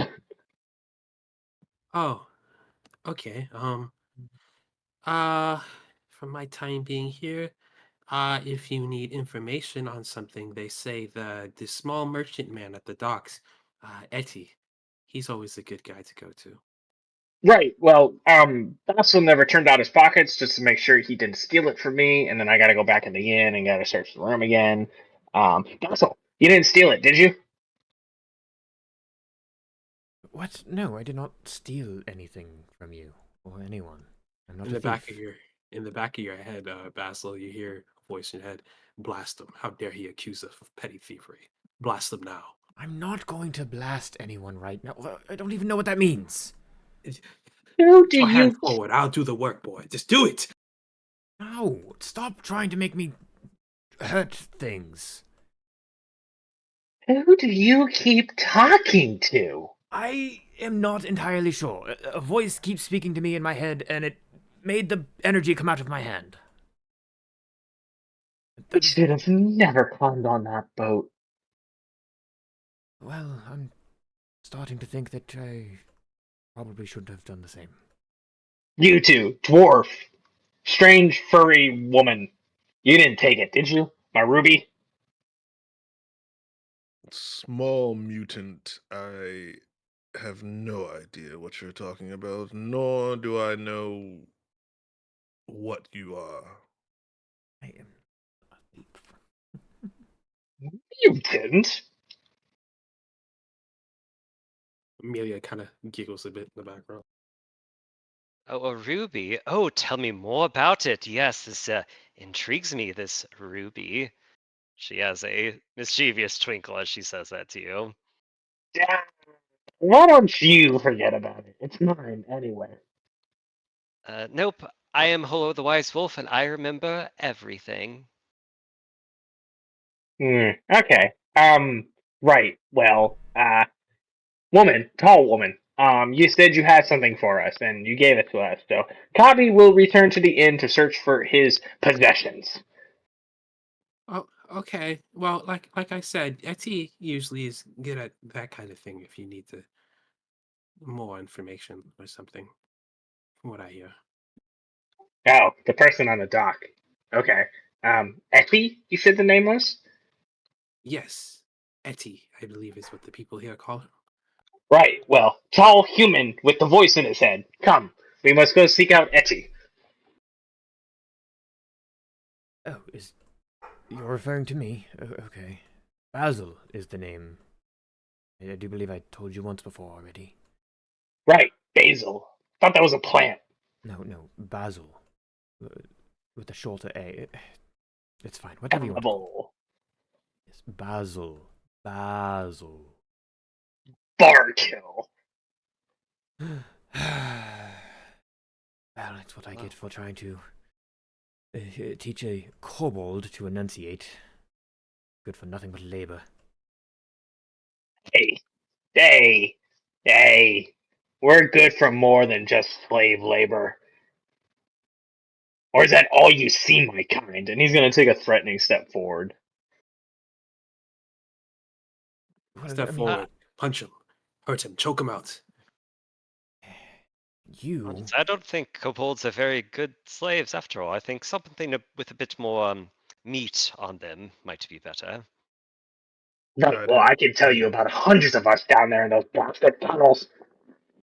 They actually Does seem make. like a very good investment. Well, no, they're quite good at mining and getting into the, small crevices and such. But you don't say. Maybe gym work. Well, he was looking for a gym after all. Perhaps a natural inclination towards gyms could be useful. Yes, in my experience, gems are quite useful and coveted, even. Quite. Well, it appears we are associates then? Co-workers, maybe. unfortunately. Yeah, so I was hoping to just split the gold two ways, but, well, 4 ways it must have to be then. I think Kabi's gonna go off on his own. He's just kind of gonna storm off towards the docks looking for this. What was the name again? Etty. Effie. Okay. I take it Dea. about your new acquaintances with the lizard there. Well, I mean, acquaintance is a rather strong term. Well, I guess it's accurate, but still feels a little bit too personal, you understand? I literally just met him maybe 5 minutes before I met all of you. How unfortunate for you. You can certainly say that again. In the face of misfortune or fortune, I think talking this over a pint might be good, and maybe take away some of those wounds of these. Well, yes. The what's the place called? The Whistling Griffin. They have great drinks, from what I hear. Or at least that's what the people here say. You can see Amelia's kind of nervous and unsure of herself. Oh, perhaps, and Amelia's looking at you, Thorin. Perhaps you already knew that. Is Betty related to you? Not many dwarves in these parts. Unfortunately, I doubt there are any of my relation here. You'll see him give a bit of a dark look when he says that. Yes, he stuck out like a sore thumb and more, that's for sure. Perhaps hit a nerve. I apologize if I got a bit too formal. Sorry. She kind of just bows down a bit in embarrassment. It's fine, human. Uh, Half well, elf, actually. well, I suppose. Anyways, no harm done in this. Let's just put it from our minds. I don't know any Betty, but I won't turn down a drink, especially if our new employer is buying. Oh, she thinks to herself, I'll buy. Excellent. Well, lead the way. Yeah, Holo does zip over and take her arm in this girl's arm. Oh, yes, lead the way. That sounds great. She gives a very toothy smile in her direction. Oh, okay. Let's go off to the party. What about you, Basil? What are you doing? He kind of hesitates for like a couple of seconds, just takes one last look around, hoping to spot a bronze dragonborn, but sees nothing and heads off after them. Or I assume he sees something. You do not see anything. Okay, follows them, slightly forlorn.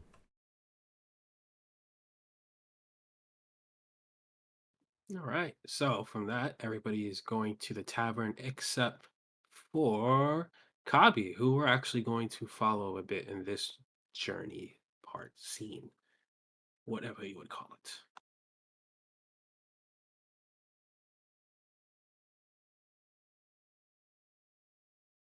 Let me know when you want me to start narrating. I mean, you can narrate your whole journey there if you'd like. Okay, Kabi's just gonna kind of walk down the street, kind of mumbling and grumbling to himself, while his eyes dart back and forth between the different stalls and buildings around him. Damned humans calling me a slave. Well, I'll show them. They don't know what it's like. My kind down there in those tunnels, day in, day out, day in, day out. Give me a history check, Kabi.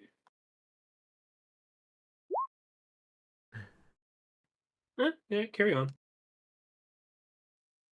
They don't know what it's like to only see the glittering ceilings. I didn't see the sun until I was an adult. Where is this Etty? Wait, I'm gonna look around from like the nearest human or person. You're looking for a human? Just a person, just anybody. There's plenty of people at the docks. If you want, you can give me a perception check. We can see how long it takes you to track down it.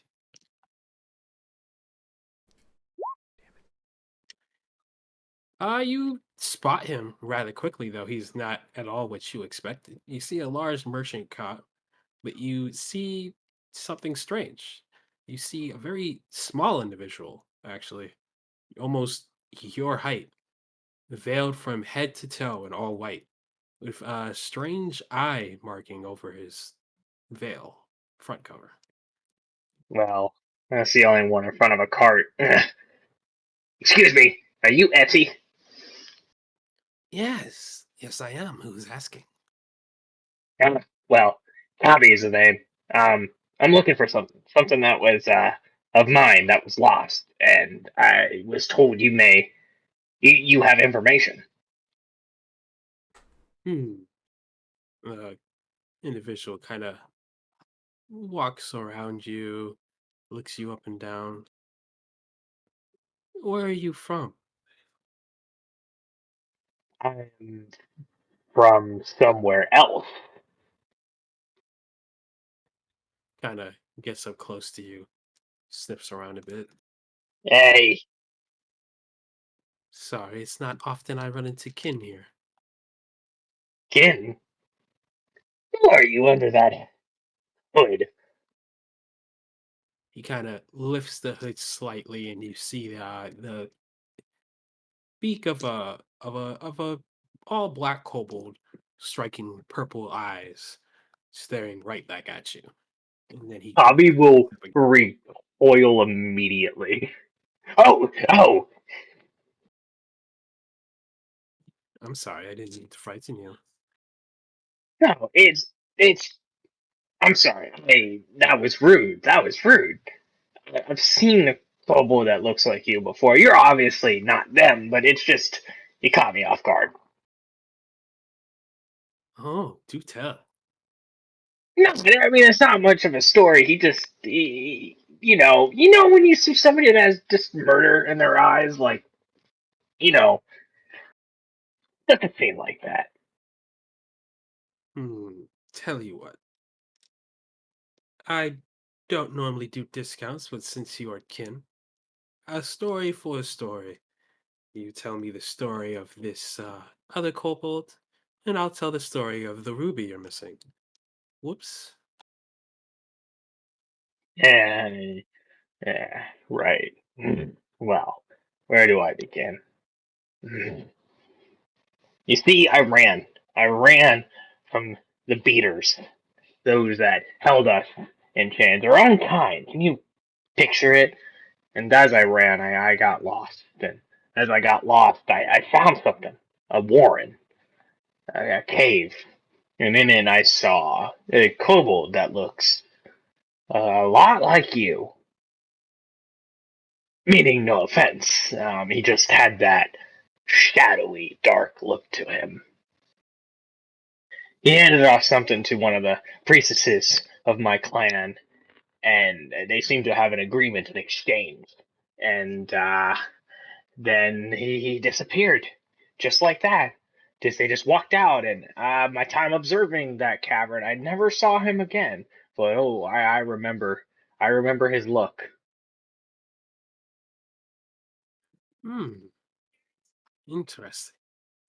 Very interesting. You can see him pull out a bit of paper and starts inking down some of these things you're saying. Right. Well, I told you. Now, where is my ruby? Well, hmm. Along the grapevine, some words were shared, some news was spread. It says there's a bit of a bandit problem around this place.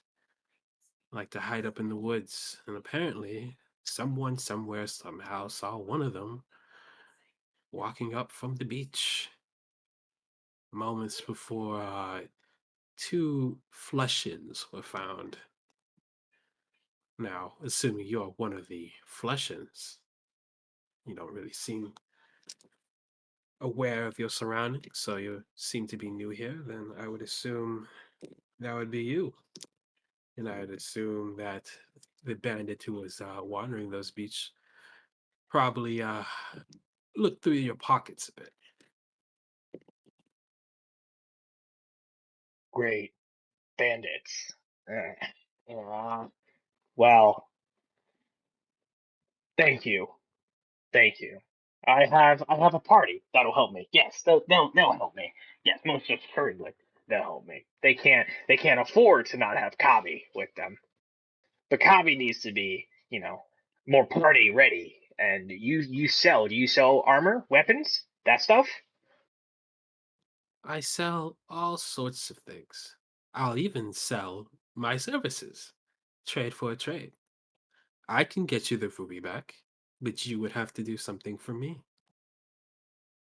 Oh, and what would Kabi have to do to earn what is his back? A steal for a steal. I believe you are possibly acquainted with that masked gentleman. No? Yes, some upstart weird man gave me the name Urbic. Looks rich. I believe he is heading over to Moorbury, if memory serves correctly. And if the conversation I just had with him serves correctly,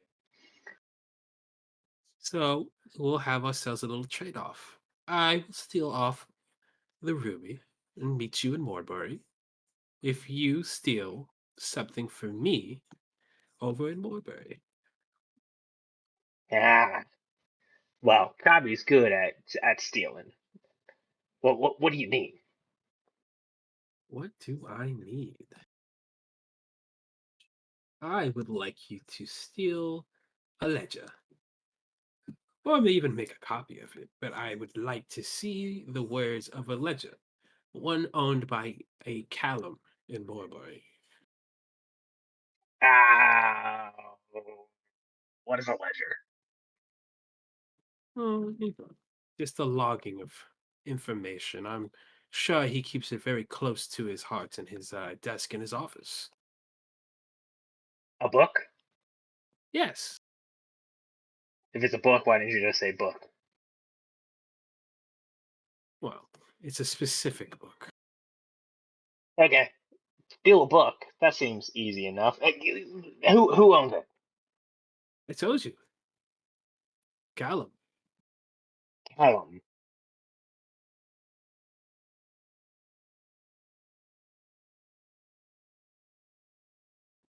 Find a Callum in Morbury and steal his book, his ledger. All right, find Callum and Warbury and steal his ledger. Kabi, Kabi can do this. This seems easy, but Kabi needs tools, needs equipment. Can you help Kabi out? Sure, I can sell you equipment.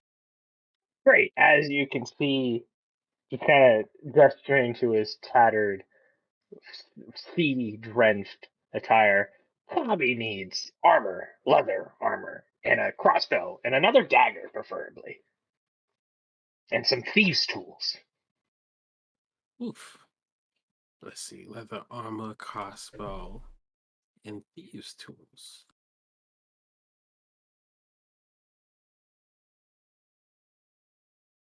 Well, I believe I have some small hide armor.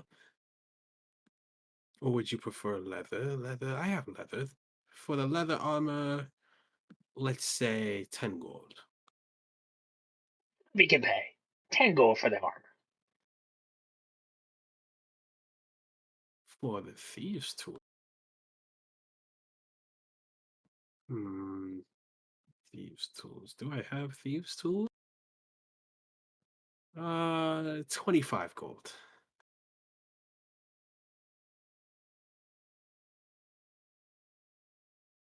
Kabi can pay for that. You don't seem so sure. Kabi can And afford it. for the crossbow, it's 75 gold. Well, I'm skeptical that a crossbow costs as much more, 7 times more than armor. Kabi can count. But Kabi doesn't set prices here. No, but Kabi's doing a job in favor for a job, and he thinks that the crossbow is necessary to complete the job. Very well. Give me a persuasion check.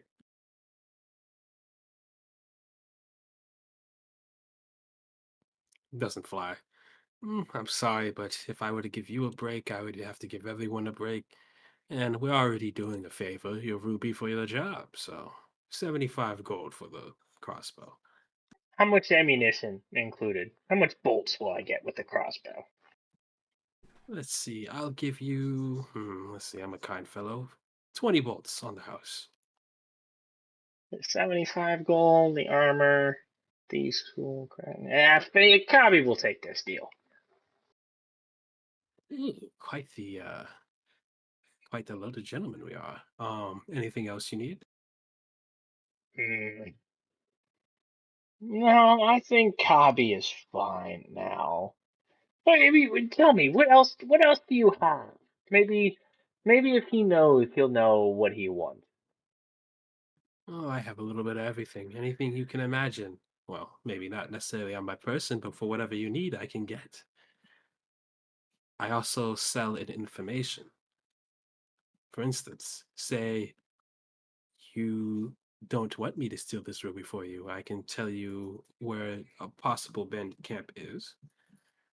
I could tell you of a dragonborn I've seen wandering the area perhaps a week ago. I could tell you of a great many things. Ooh. No, I have no business to go up against a bandit camp on my own, but this dragonborn, I know somebody who's looking for a dragonborn. How much would that cost me? It's not you looking for the Dragonborn as an associate. Hey, somebody I have bumped into recently. It's all the blasted fella can talk about. Well, then you can pass on the information, and that'll be the price. You want me to tell him about the dragonborn? Oh, no, I should have been clear. I want you to tell him that I know about the Dragonborn, and then I can charge him when he gets here. Yeah, you know, that's fair. You're doing Kabi a favor. Kabi will do this. Kabi will do this. Tell me. Tell me.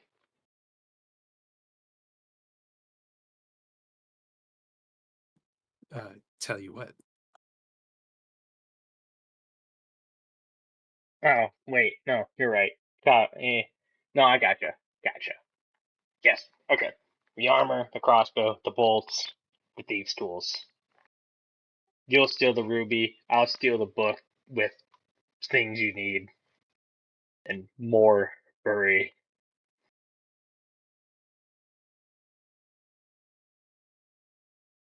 Very well. Then it seems we have ourselves a deal.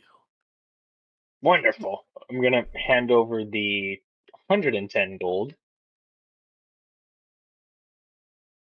And before you leave, just a mark of friendship, just in case you run into anyone else like me. He, as he's about to hand you the leather armor, he marks it with two lizard looking like eyes. And hands it over.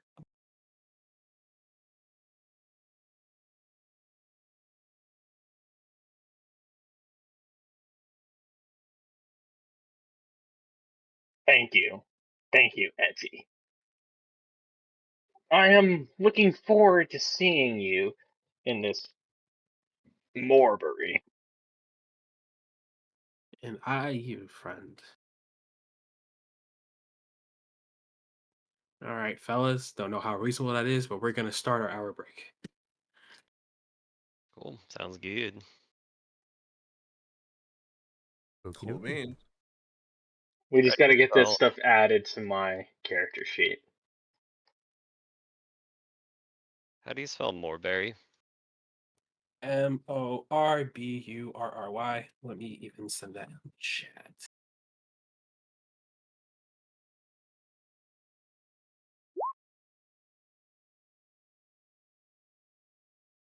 Thank y'all. And can you spell the merchant's name too? Etsy, ETI. At T. Okay. Thank you kindly. Etsy.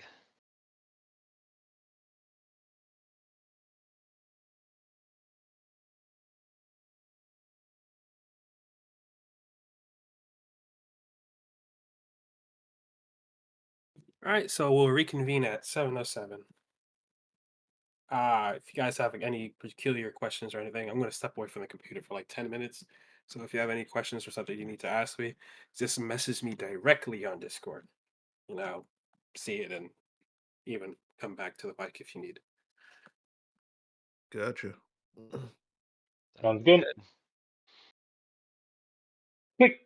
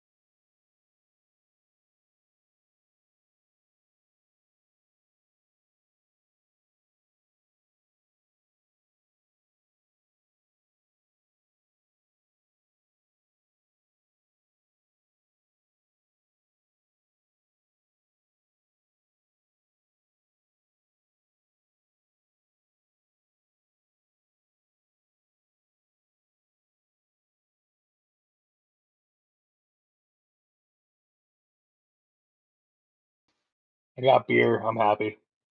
I wish I had beer. Anyways, yeah, cutting back, Kabi leaving the. All right, Kabi, are you going to the tavern? Yeah, he's gonna make his way back to the tavern. Also, nothing was added to my character sheet. You said what? This stuff needs to be added to my character sheet. All right, yeah, I can do that for you real quick. Leather armor, a crossbow, and 20 bolts, and then thieves' tools. While I'm doing that, the rest of you guys, describe to me how it's like for you when you're walking back to the tavern. You guys talking at all, or are you just going straight inside? Are you gonna be like, "Yo, give me a table, lunch"? Like, what's going on? Basil, was it? What was that about? You talking with someone? The lizard man. He said something about that. Are you all right? Well, I'm not entirely sure. I think I might be going a little mad. In your head, you hear Holo's voice. What makes you say that? Oh, God, not another one. Ugh. Although when you enter his mind, you hear a voice back. He's like, "Hey, girl, stay out here. This is my home." Holo's smirk turns into a. It seems you have some problems to resolve, to say the least. That Wait, head you heard him too? briefly. He appears to not like what I just did. I don't Boy, like what you how are just. I you don't going like. to let? How are you gonna let other people into your mind? That's madness. This should be a safe space, a safe haven. What the hell are you talking about? You're in my mind. You let me into your mind, boy. I didn't let anyone in my mind. I woke up and you were there. You needed me in your mind, boy. I.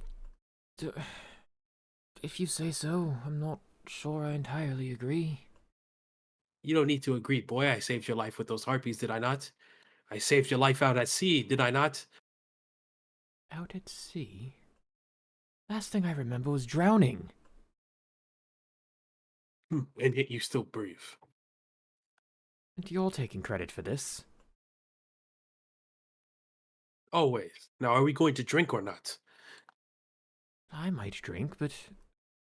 Can you reveal yourself? Can I see you and speak to you face to face, perhaps? You're hearing emptiness in your mind. He says nothing back.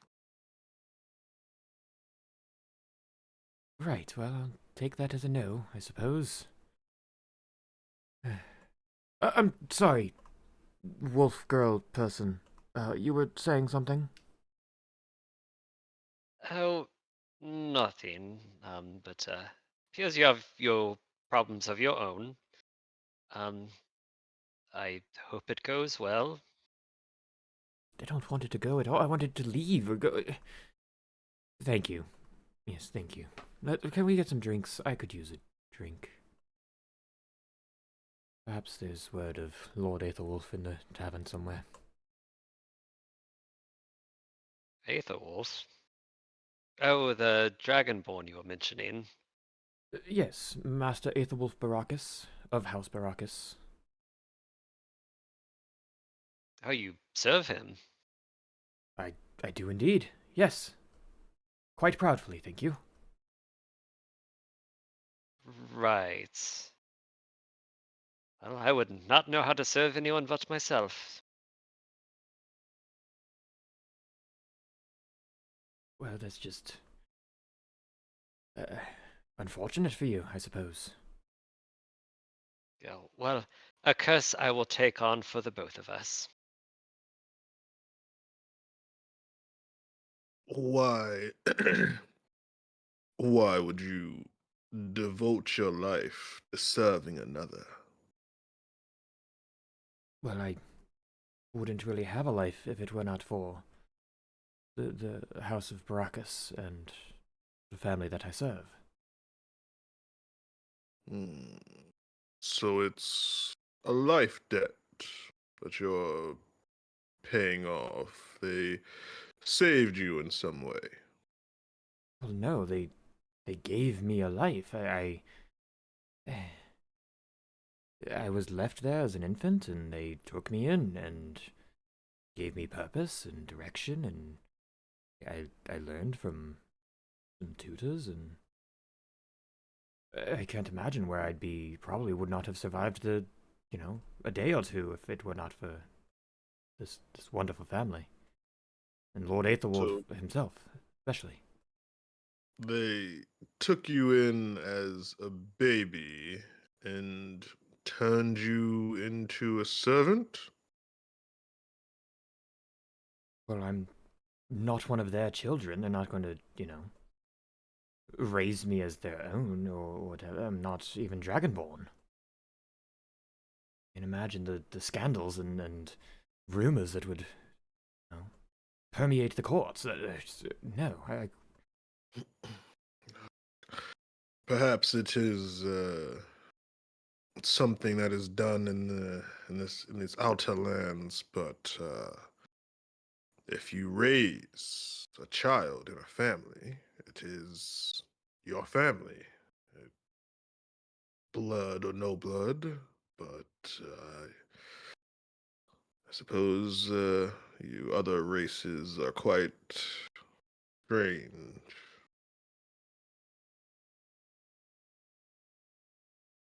well, as I said, I would not have. Well, probably would not have survived the night if not for them. So, yes, I owe them everything, and if serving them is, I don't know, a way to find purpose, then I will gladly do so. Everything I have, everything I have ever had, is because of them. Hmm. Perhaps you should find something of your own.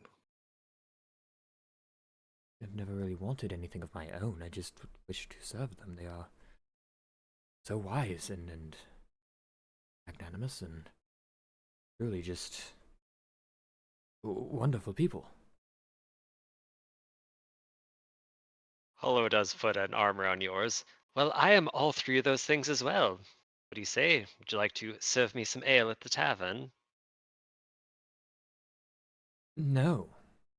He kind of like pulls his arm out from yours, very not quite disgustedly, but kind of like, "Oh, you're touching me." Thal, I believe I've lost a beat here. Mm. I don't think this is one we need to concern ourselves with anyway. They don't seem to have, what's the word? Ambition. Oh, but did you see what he did? He went, wah, then it was like, wah. Did you see that? I did. Seems to have some skill, although it sounds like he might have an unwelcome visitor. Yes, you unwelcome. That is a perfect word for him. You haven't seen this emotion flash across Tolo's face, but you see an inkling of sympathy when you said those words. Hmm. Interesting. Well, perhaps we can just drown out my companion with a large amount of alcohol. Ha! That's the smartest thing you said since we've met. Yes, talk about that and learn more about this little job we'll be completing together.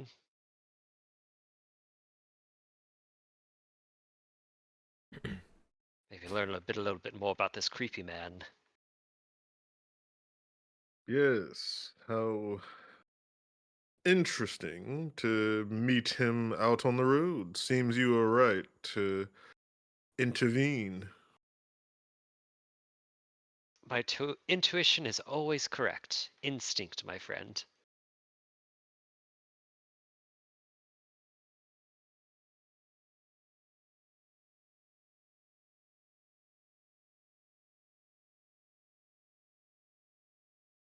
End scene. And see, you guys make it to the tavern. Open your way up in and see Betty is It's pretty empty. No commotion to harpies. It seems like most people are staying home, but Betty's minding the bar as normal. Well, as Basil knows her as Betty. The rest of you would just see her as an unknown, short, beautiful dwarf with curly red hair. Holo nudges Thal. Your type? She may very well be. Yeah, the curls aren't as lustrous as my tail, but close. There's nothing wrong with a fiery beauty. In what way? Well, if she has the spirit to match that hair of hers, it'll be a fine reminder of home.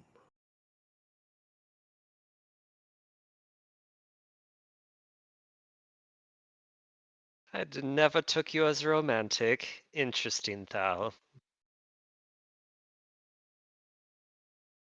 And you see All a of bit of mischief dance across her face. What could I Yeah, do with this? think he'll raise an eyebrow. I come from a place where our passions burn hot. We enjoy what we enjoy, and we go for what we like. It's awfully cheesy. Mm, cheesy. I don't think I know this expression. You're hopeless, Thal. But that's why I like you. In that moment, you see her notice you all after she's cleaning the bar. She says, "Oh, well, welcome to the Whistling Griffin. How may I help you?" Well, Yes, you're Betty. Good to see you again. Um, these are my new companions. Wolf Girl and Shorter Man. Thalarin. 'Tis a pleasure. Hmm. Betty, pleasure is ours. Don't see many of you around here. Many of us, should I say. Yes, and what a remarkable sight you are. Oh, hush now. And I'm Holo, Holo the Wise Wolf. And Holo does lean in and whisper, You know he's got a lot of money. Oh, they always say they have a lot of money, honey. Usually never ends up to be enough. Ain't that the way of things? Such a cruel world. You can see her snickering a bit. How can I help y'all? A drink I seem to fancy? Yes, our new patron is buying, if I recall. Amelia steps out from behind everyone a bit shyly. Yes, the round is on me. Then Betty says, "Well, you're the lot that drove out those harpies, no? First round is free." Excellent.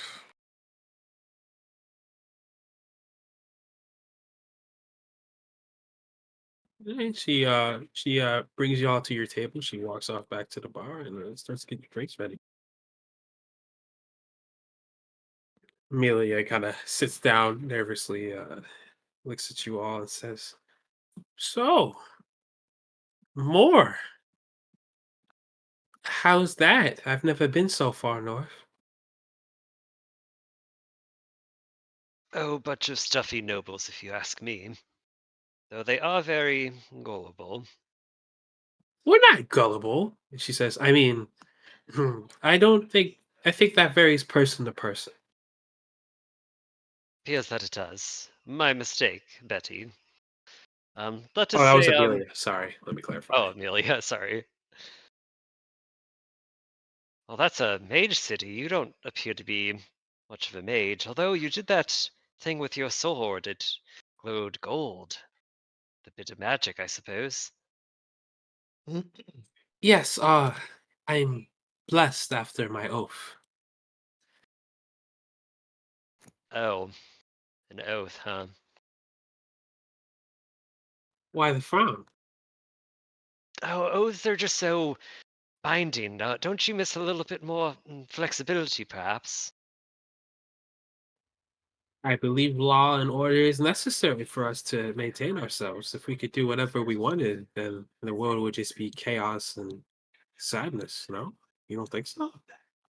Oh, to a point, order can be useful, but it can also leave us paralyzed in the face of unknown, many changing things. But as long as you can have a pint or two, I guess you are unfettered enough.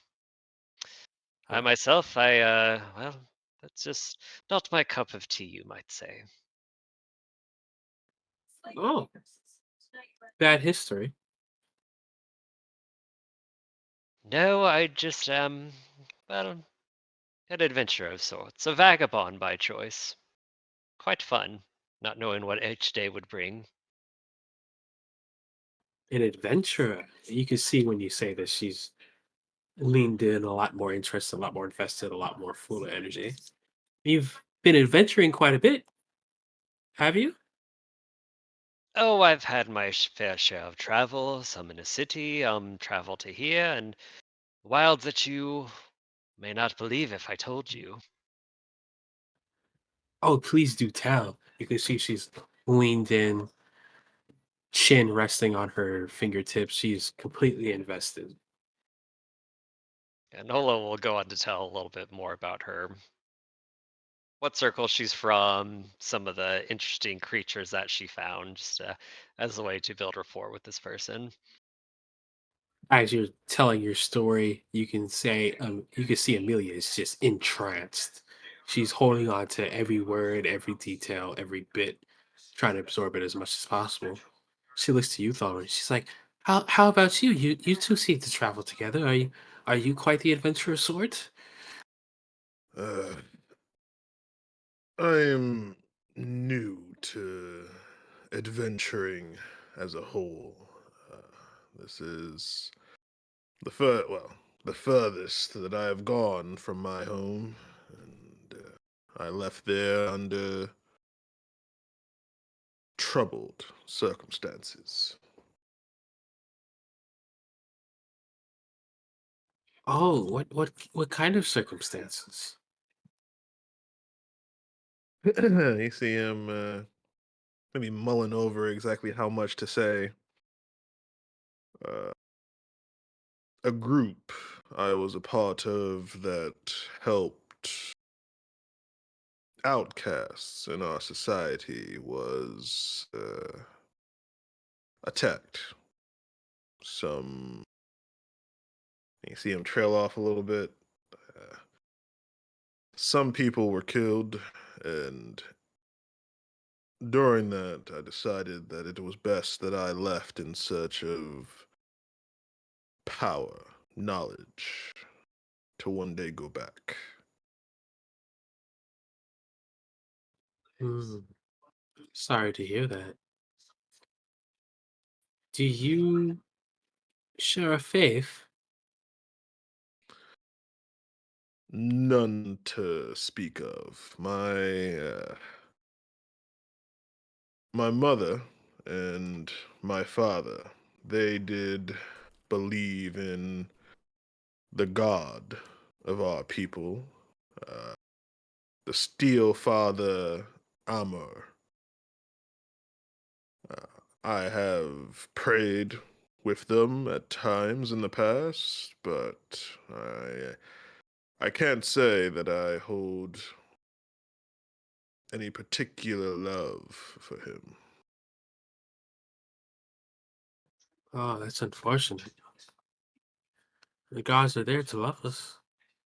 I'll pray to Kalal for justice for you, so that you may find love in your God. Justice is. Hmm. Well, there's never much justice in this world from what I have seen. And those who claim to hold the power often abuse it.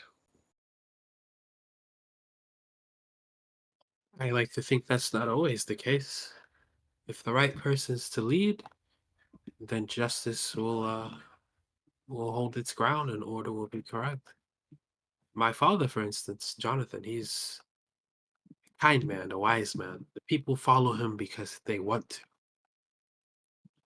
And tell me, if you were to perhaps learn information about your father, perhaps he was kidnapping children or taking a select group away without warning, without any knowledge. If you found this out about this man, would you still think him to be just?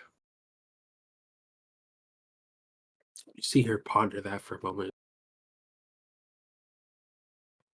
I guess I'd never thought of that. But when it comes to my father, that type of thing is impossible. My mother always said he's quite the pushover, too soft hearted.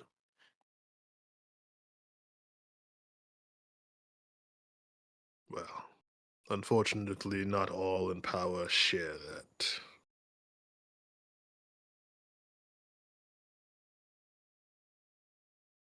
It's fortunate indeed.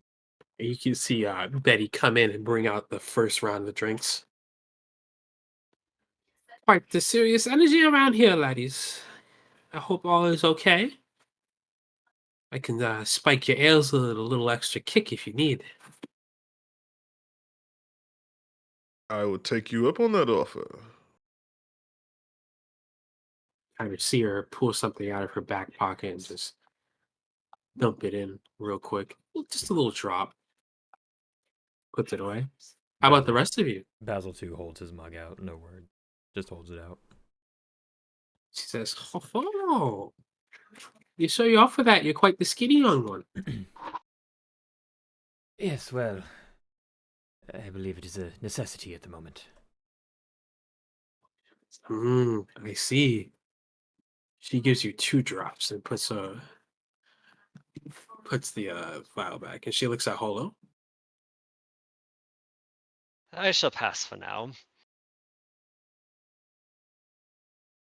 Very well. Just the man, huh? Yes. Oh, and if you Amelia would kind of. bring another ale, we have a kobold associate that will probably be joining us soon. If you could. Oh yes, sure, no problem. I can bring an extra ale. And in that moment, as she's walking back, Kabi, you've made yourself inside the tavern.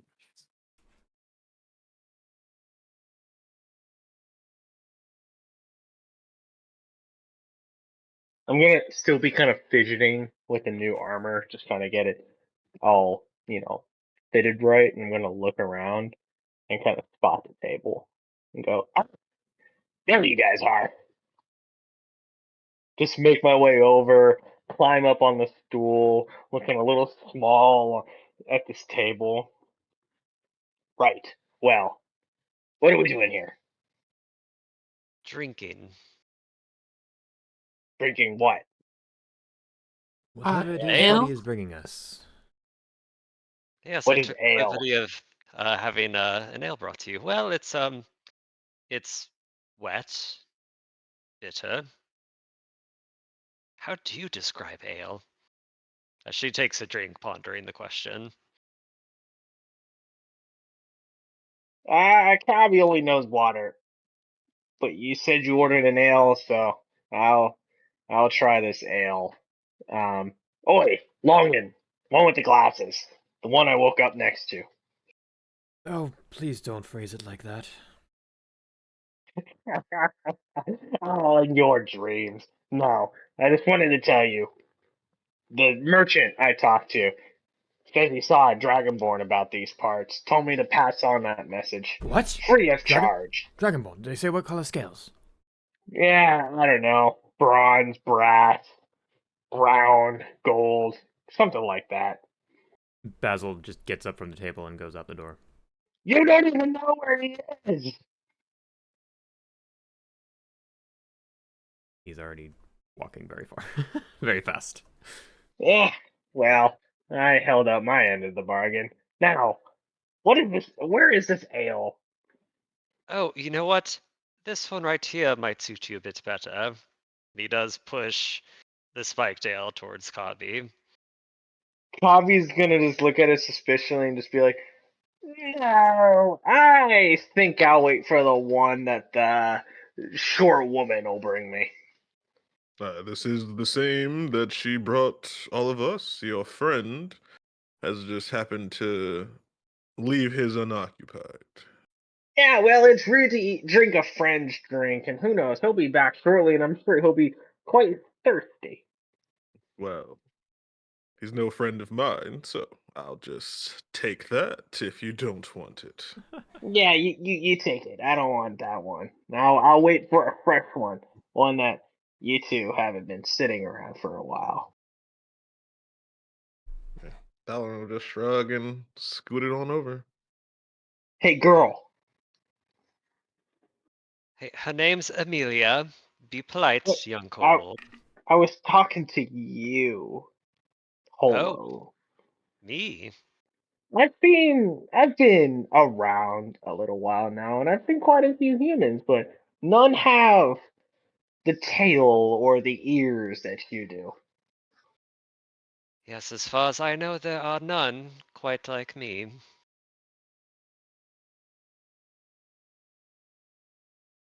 And look at Is this that tail, and oh, look at this tail. Ugh. She takes out a brush and begins brushing it. Kavi's gonna reach out a hand to touch the tail? She slaps it away. I just want to see what it feels like, laugh. Let me brush it first, then we'll talk about it. But I assure you, it is luscious, soft, warm, and I maintain it properly. Mostly. It does In need a fact, proper comb to brush it, but this horse brush will have to do. it'll be 5 gold coins if you wish to touch it. You, sir, are a joker. Ask the lady yourself. I'm gonna give Holo an inquisitive look. Well, I will charge 3 gold, for your hand is smaller than others. Yeah, I don't want to touch that bad one. I was just curious. Anyway, you don't have anything interesting on you. Hmm. I'm gonna take a look around the room. So, where is this employer of ours? Yes, Amelia, I was meaning to talk more about that. Yeah, tell us. Curious who this fellow is that you're working for. Did he hire you like he hired us? And that's around the time Kabi will notice Amelia sitting there. Just go like, "Wow, for a woman in a big suit of armor, you make yourself quite small." Oh, and you can see she's a little confused and probably slightly hurt by that comment. Yes, well, mm, my brother says I should be more assertive. Um, yes, just like you, I took the job when I saw a posting up in Woodhurst. I don't know if you heard that before. I'm Amelia Drake, second daughter of Jonathan Drake of House Drake in Woodhurst. Um, it, You've mentioned it. it took some convincing, but my father said that, I am a paladin now. I've sworn my oath. I am a warrior. I should go out and adventure. So I took the job and I made my way here. And he, uh, I don't know much about him. He says he is in Accra, Aragora. I've never heard of the thing, but he's very quiet, very serious.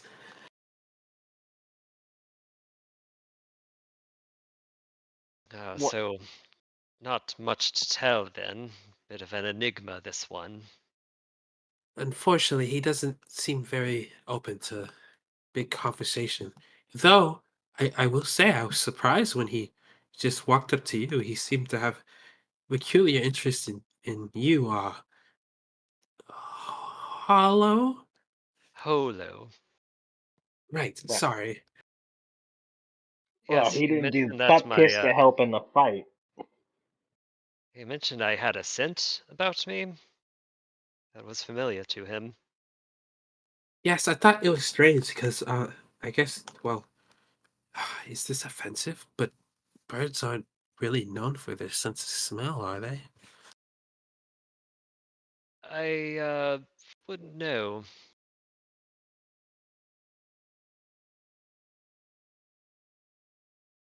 Hmm. She starts sipping her drink, pondering. Little kobold, what do I smell like to you? She like sticks her tail in your face. Yeah, a little musky. When was the last time you bathed? She thinks hard about it. Well, probably not since more for a proper bath. Yeah, well, your fur is a little split on the ends there. Ah, yes, I must work this out. Oh, maybe even a pair of trimming scissors might be useful too. Maybe a I'm bit of sure this oil. I'm sure the stable boy will be able to help you.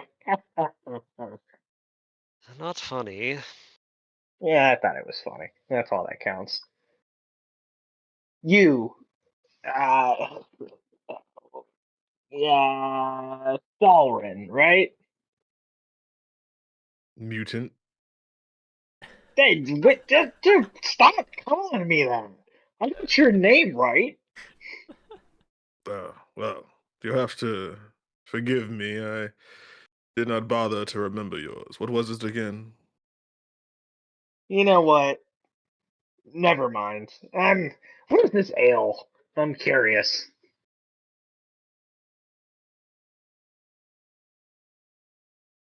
His name is Cobby, and you can remember it because it's a little on the nose, don't you think? Hmm. What, what does that So mean? he is rather small and annoying. What, annoying?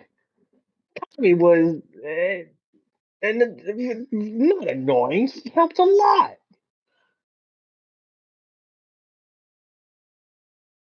I told the long end about the Dragonborn. I fought some harpies.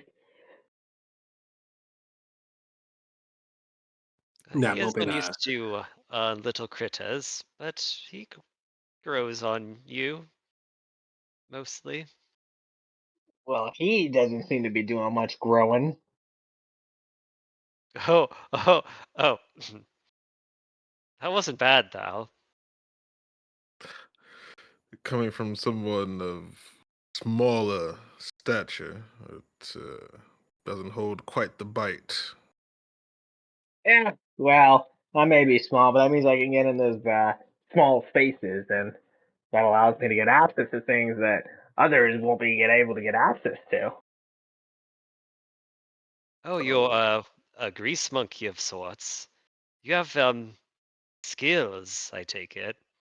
I don't know what a monkey is, but I have had experience in my time of acquiring items that would have otherwise been inaccessible to those of larger stature. perhaps I should learn your name after all. Yeah, Thal, in your My mind, you hear Holo's voice say, he could steal things for you, get you some of that power you're looking for. Yeah, I think And I her kind of thought telepathy, that. you're not able to really answer back. You just hear the voice in your head. Okay, fair enough. With that, you'll see. Probably give you a look and smile a little bit. Well, Cobby, seems we may need to get better acquainted with our skill sets during this mission. well, I agree. Since we seem to be traveling companions now. Um. Oh. What can you do, short man in the cloak?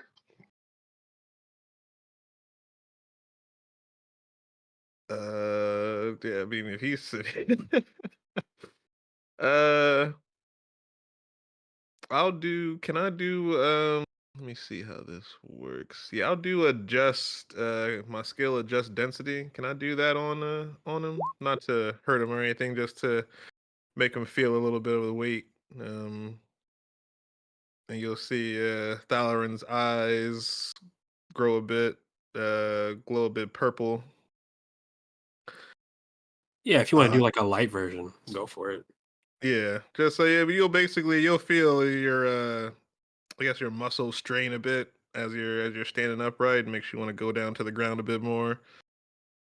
Actually, you Uh, know what? What's your intelligence base? Give me an yeah, intelligence check. okay.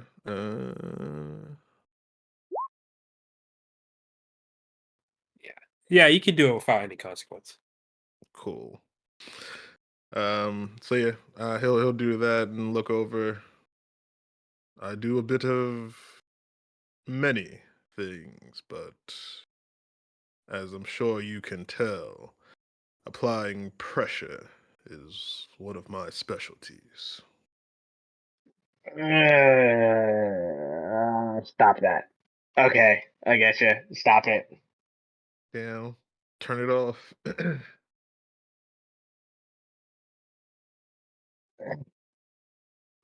Okay, all right. So you're one of those. Um, he's gonna look over at the door. Let's go. What do we make of the longin, the weird one with the glasses and the voice in his head? uh, the life servant. Uh, I don't think I make much of him. Apparently, he has some type of voice in his mind that seems more interesting than the person itself. Damn.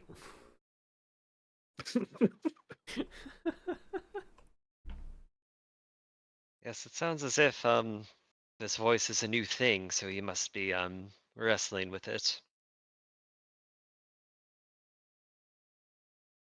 In that moment, Betty does come back in, and she sets more drinks on the table.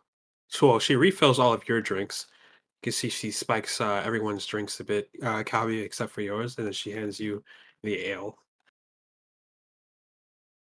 Ah, so this is the ale. Hmm. I assume it's like a regular pint size.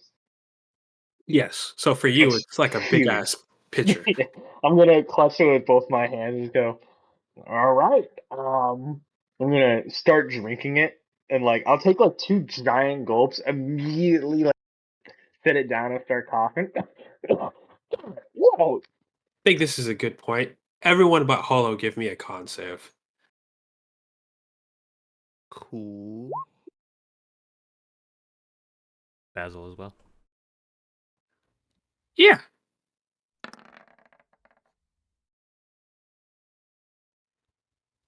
Alrin. I mean, I had two drinks, so that's fair. You're feeling a bit, energetic. Whatever she put in that drink is having an extra effect on you. You feel livelier than usual. Like you could do almost anything. Well, I don't know what's in this, but I feel good. She puts her hand on your shoulder and she's like, I knew you'd appreciate the good work. And then she looks at you, Kabi, and Holo, and she says, "Oh, where's the other ones? The tall folk with the glasses." He stepped out. He's distracted by something. Wow, my head feels a little dizzy. He's gonna grab the glass again and take another giant gulp. Give me another con save.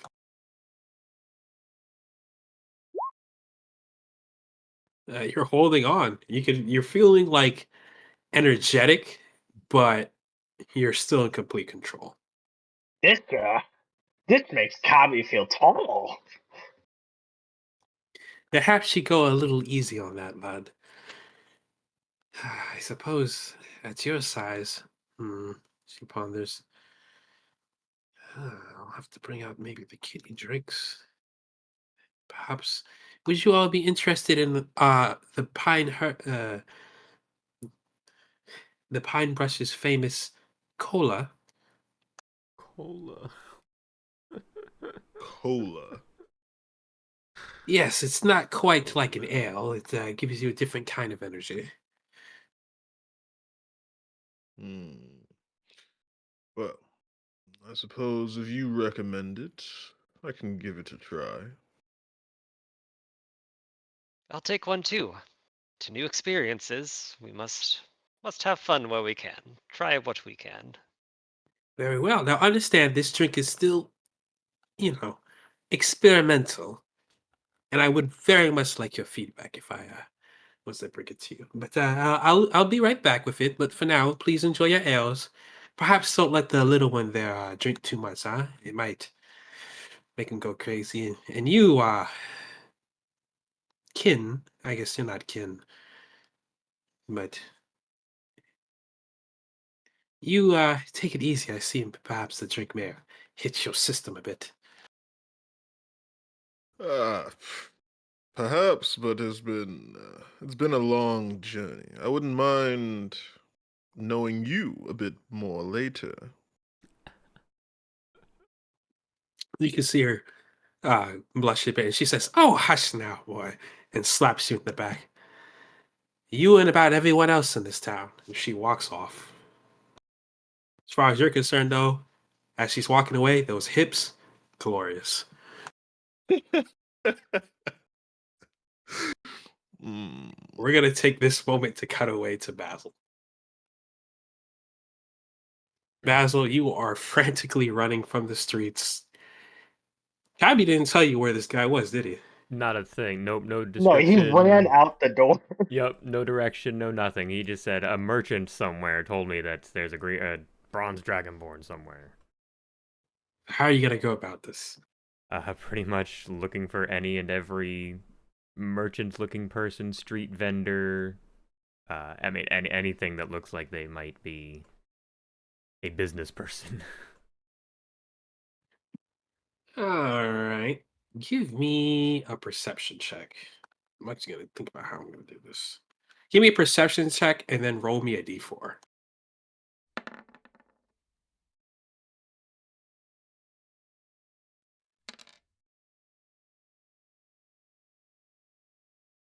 Oof. It takes you a whopping 40 minutes to track down any type of vendor.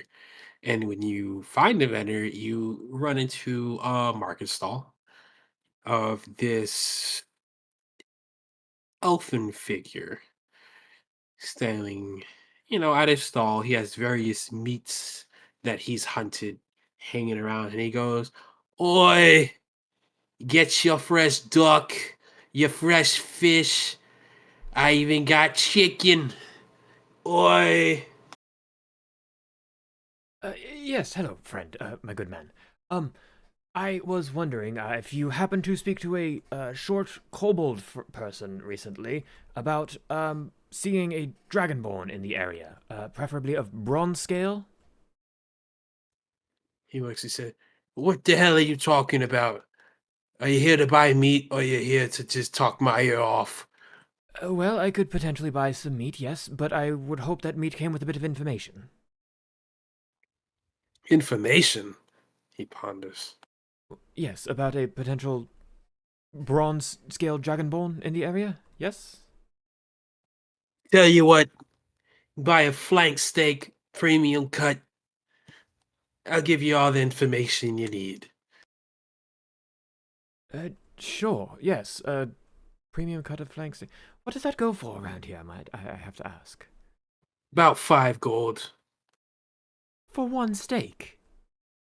It's premium cut. I hunted it myself. I cut it myself. Fine served. You'll never find another steak like this. Well, I have never paid more than 3 gold in Obeah. I refuse to go any higher than that. What the hell is an obeah? What you all so ignorantly call Scale Isle. Give me a persuasion check. Oh no. Well, I don't give a rat's ass about this Ubeya, Boobeya, whatever you call it. Round these parts, 5 gold for my premium steak. Plus, you could consider it as an extra charge for the information I'm gonna give you. Just a bit of highway robbery, I say. You know what? Fine, but it better be some useful information. And I'll hand over the 5 gold. He brings out a big 32-ounce steak and just slaps it onto the counter. There's your steak. As for your information, my information is that if you want information, you can go to Etty at the docks. Unsavory fellow, but he seems to know everything about anything. Etty. Etty at the docks. Understood. What might He's his... a- Go ahead, please. I apologize. I do not mean to interrupt you, good man. Oh, I'm sorry. He's a little fella, covered head to toe in a white robe, covers his face with some kind of weird veil with an eye on it.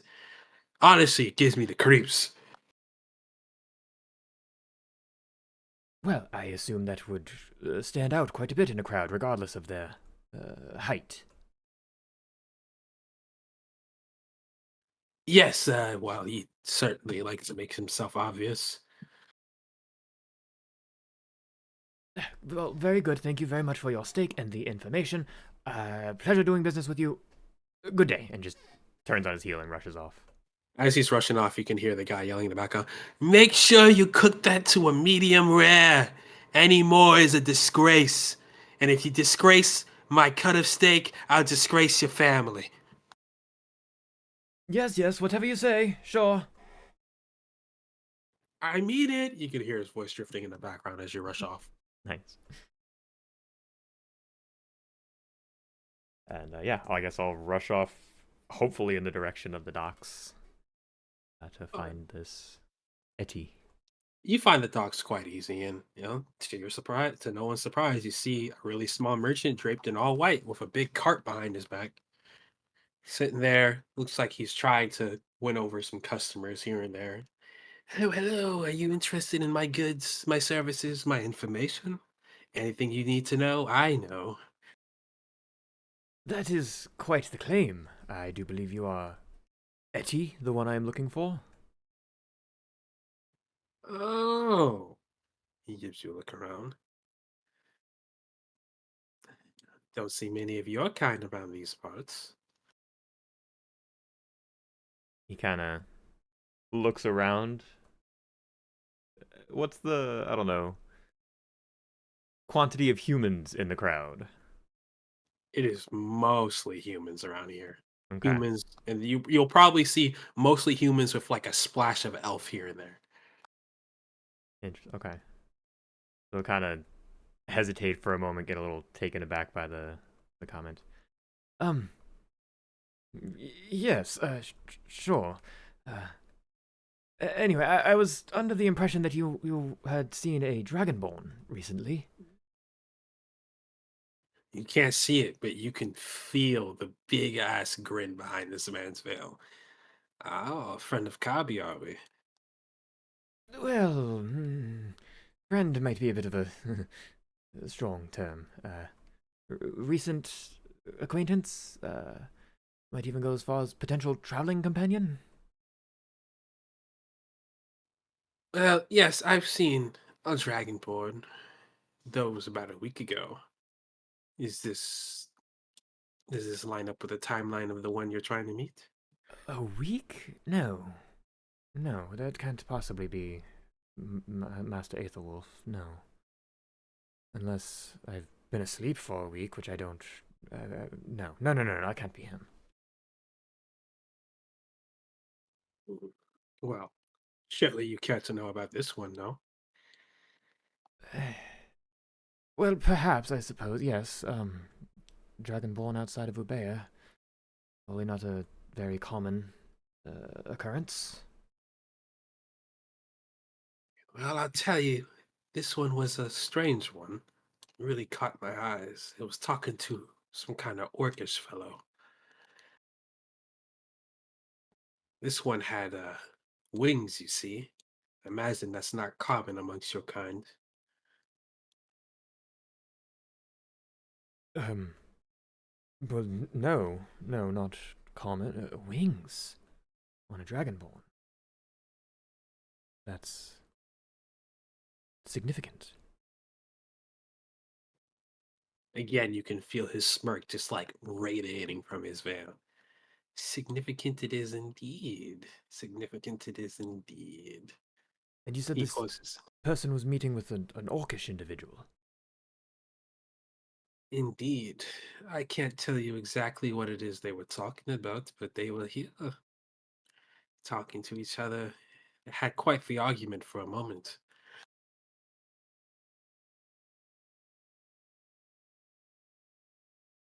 They argued and then. Alright, I suppose this is useful information. Could you describe their attire a bit? Did they seem wealthy and well off, lordly even? I've never quite seen a dragonborn so well decored. Her scales were unique, so to say, the least. Her scales. Well, I can only imagine she was a female. And they were unique, as in not bronze or any of the other more common chromatic scale colors. No. This one had a certain glisten to it. Never quite seen anything like it. Ah, it's a shame I didn't get to meet her more. Information on her probably would have gone a long ways. Uh, he's getting a little more intrigued the more they talk. Right, well, he said they met with this orc and they argued. Do you happen to see which direction she might have headed? North, south, cardinal directions? I may have. Yes, Yes. right, of course. One moment, and he kind of like digs around in his, little change purse. Here, just, please. And he hands over, we'll say, just another 5 gold. When they were here, I saw a great bit of arguing, and when they left, they head to the north. I suppose it's popular to go north, what with the sightings and all in the Soul Sea.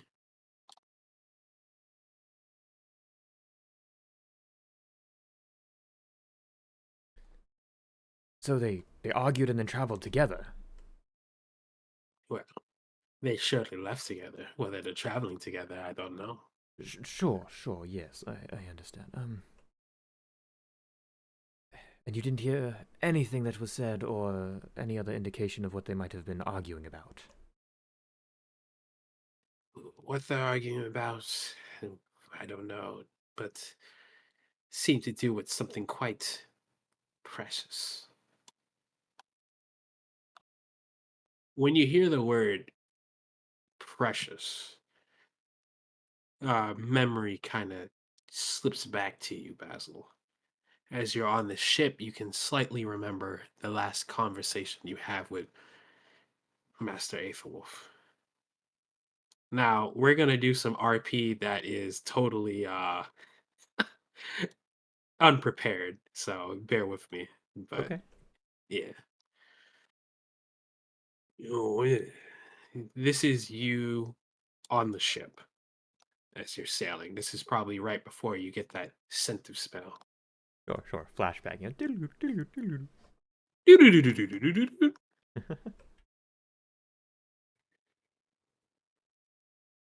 Oh, yes. So, Basil, my boy. Yes, master. What is it, sir? I suppose we've come this long way, but I guess I might as well keep you aware of things. We have heard of sightings in the Soul Sea. paramount that we get this box over there. Kind of pulls out the music box and shows it to you.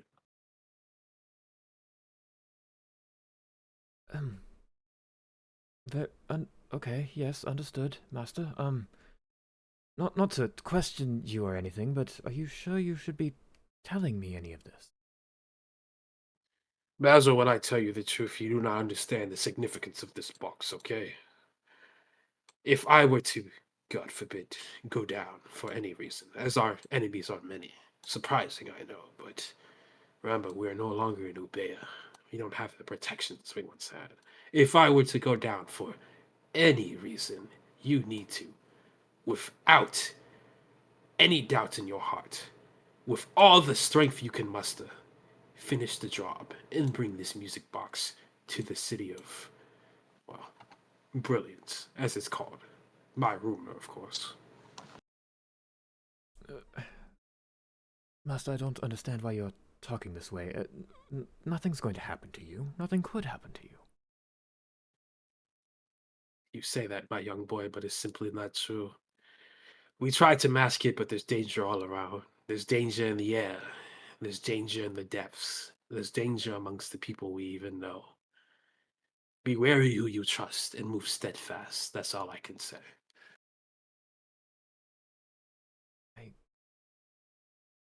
I understand. I think you're concerning me a little bit, Master. I apologize. I don't mean to scare you, my young boy. I just these times are stressful, and I myself never thought I would be tasked with such a task.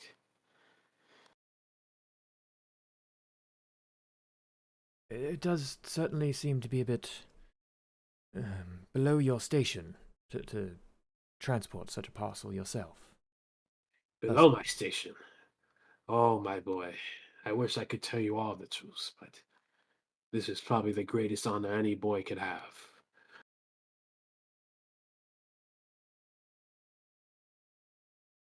I, I'm not sure what to say. Say that you will do this, that you will take care of this object until brilliance. Say that you will pick up my mantle if I were to fall down. Yes, of course, Master. Whatever you wish, I promise. Trust in no one but Astrid. Okay, my boy? If I am gone, she's the lone one you can rely on. What does... Master, what does this have to do with Mistress Astrid? As you say that, you can smell the scent of smoke. Gas? You're not quite sure what the scent is, but it doesn't smell correct.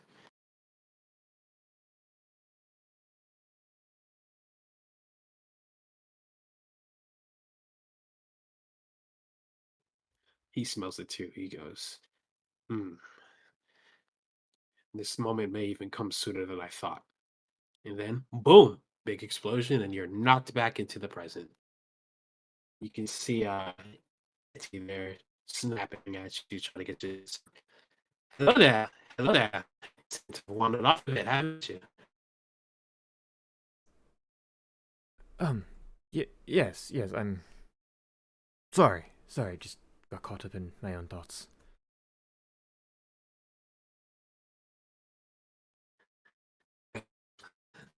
Like they head forth. They don't plan to go to his mother, right? If you try that, you'll get to that no, I'll do that.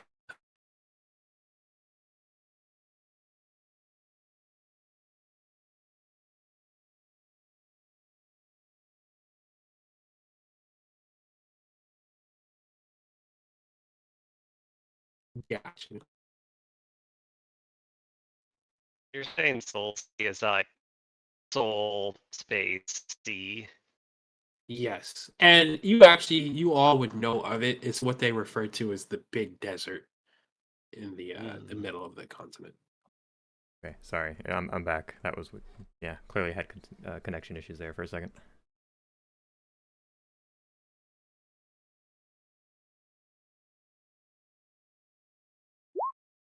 But yes, if they were to head north, it would either be for Mulberry or that dreaded Soul Sea. This is the information your gold has brought you. Right. Yes. Thank you. Thank you very much. You have been most helpful. Um. Yes. Sorry. Thank you. Goodbye.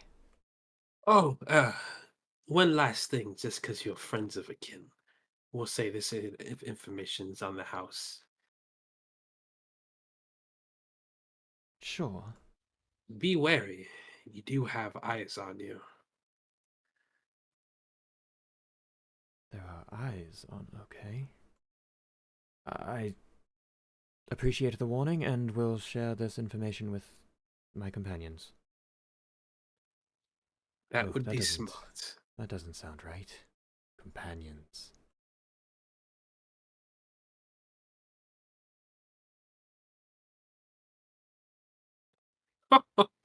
Well, regardless, I'm sure we'll meet again. So, till then. Yes. Yes. Thank you again. Good day. And I'll kind of like hurry off back toward the tavern. On your way back, give me a perception check. Okay.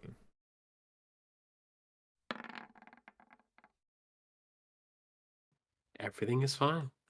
You worry back without a care in the world.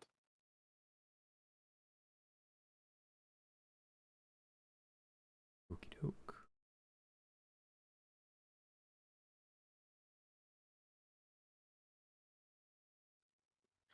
And we'll just cut to Basil walking into the tavern where everyone. Have you guys been drinking a lot? What do you guys been doing? Give me the deets. Holo would have just had the Um, one ale and then the one cola whenever that got back. Yeah, Kavi probably had the ale and is just waiting on the cola because he's intrigued now. He's definitely feeling the ale and he's kind of like his head's a little light, but he passed his con save, so he's fine for the most part. He's a fan, let's just say. So do it like this. As Basil walks in, you can see Betty bringing in cups of something. She says, "Oh, good. Your compatriot has come back right at the right time. So here we are. Ironbrush's famous cola. Please tell me how you like it." Sure. She gives you Yes. each a cup. Absolutely. Thank you. And Now, did Eddie give you what you wanted? not exactly, no, but definitely good information to have. Also, I was told that either I or we are being watched. I have no more information than that. I cannot tell you by who or where or any of those questions, but apparently we should be vigilant. Hmm. Well, good that he gave you the information. It was expensive. Oh, you paid him for the information as well. Oh yeah, promised to do a job for him and everything. But that's just Kavi trying to help out a friend. Yes, Etty said something about kin. I now understand he was referring to you.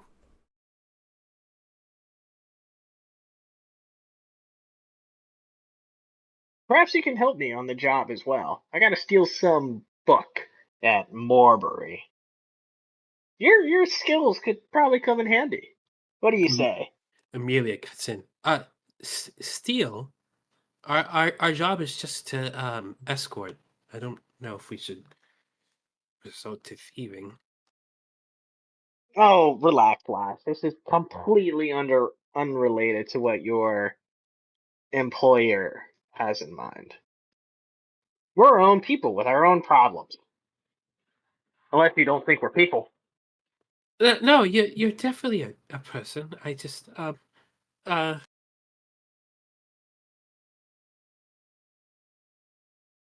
Well, look what you've done. Now you've got her all tongue-tied. What? I just want to make sure she saw me as people. Kabi will not be put back in chains.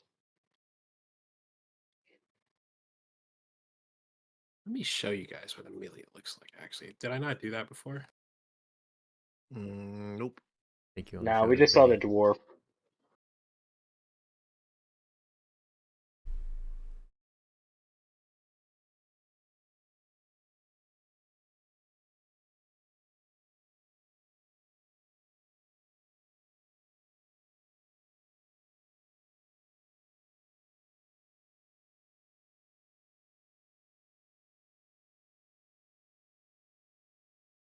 She pop up for you guys.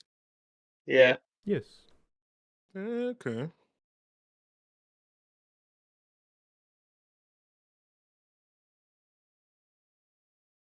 Now, firstly, Amelia, we will not force you into helping us if you don't want to.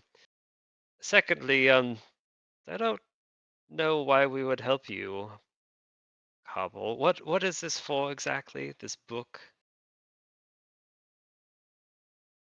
It's to pay Eddie for, the information about the Dragonborn and something for myself. I need my ruby back. And he says that he can help me get it back, but in return, I gotta do a job for him. Quid pro quo, as they say. Oh yes. Her eyes light up. The ruby. Hey, I don't have to look in their eyes, laugh. The ruby's mine. Now, I And am it's not curious. a stolen item either. It is mine. Yes, you seem quite possessive of it. Is it a special ruby?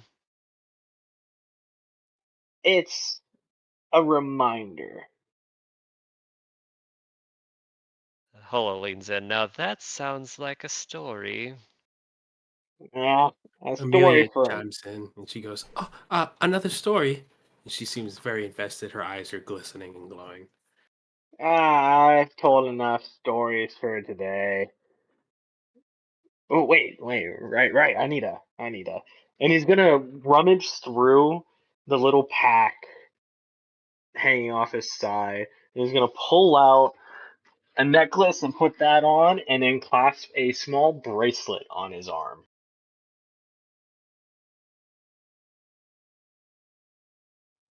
Oh, what's that for?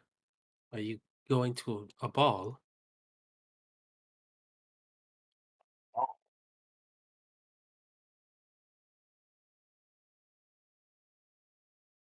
what is that? Like a dance? Are you an event?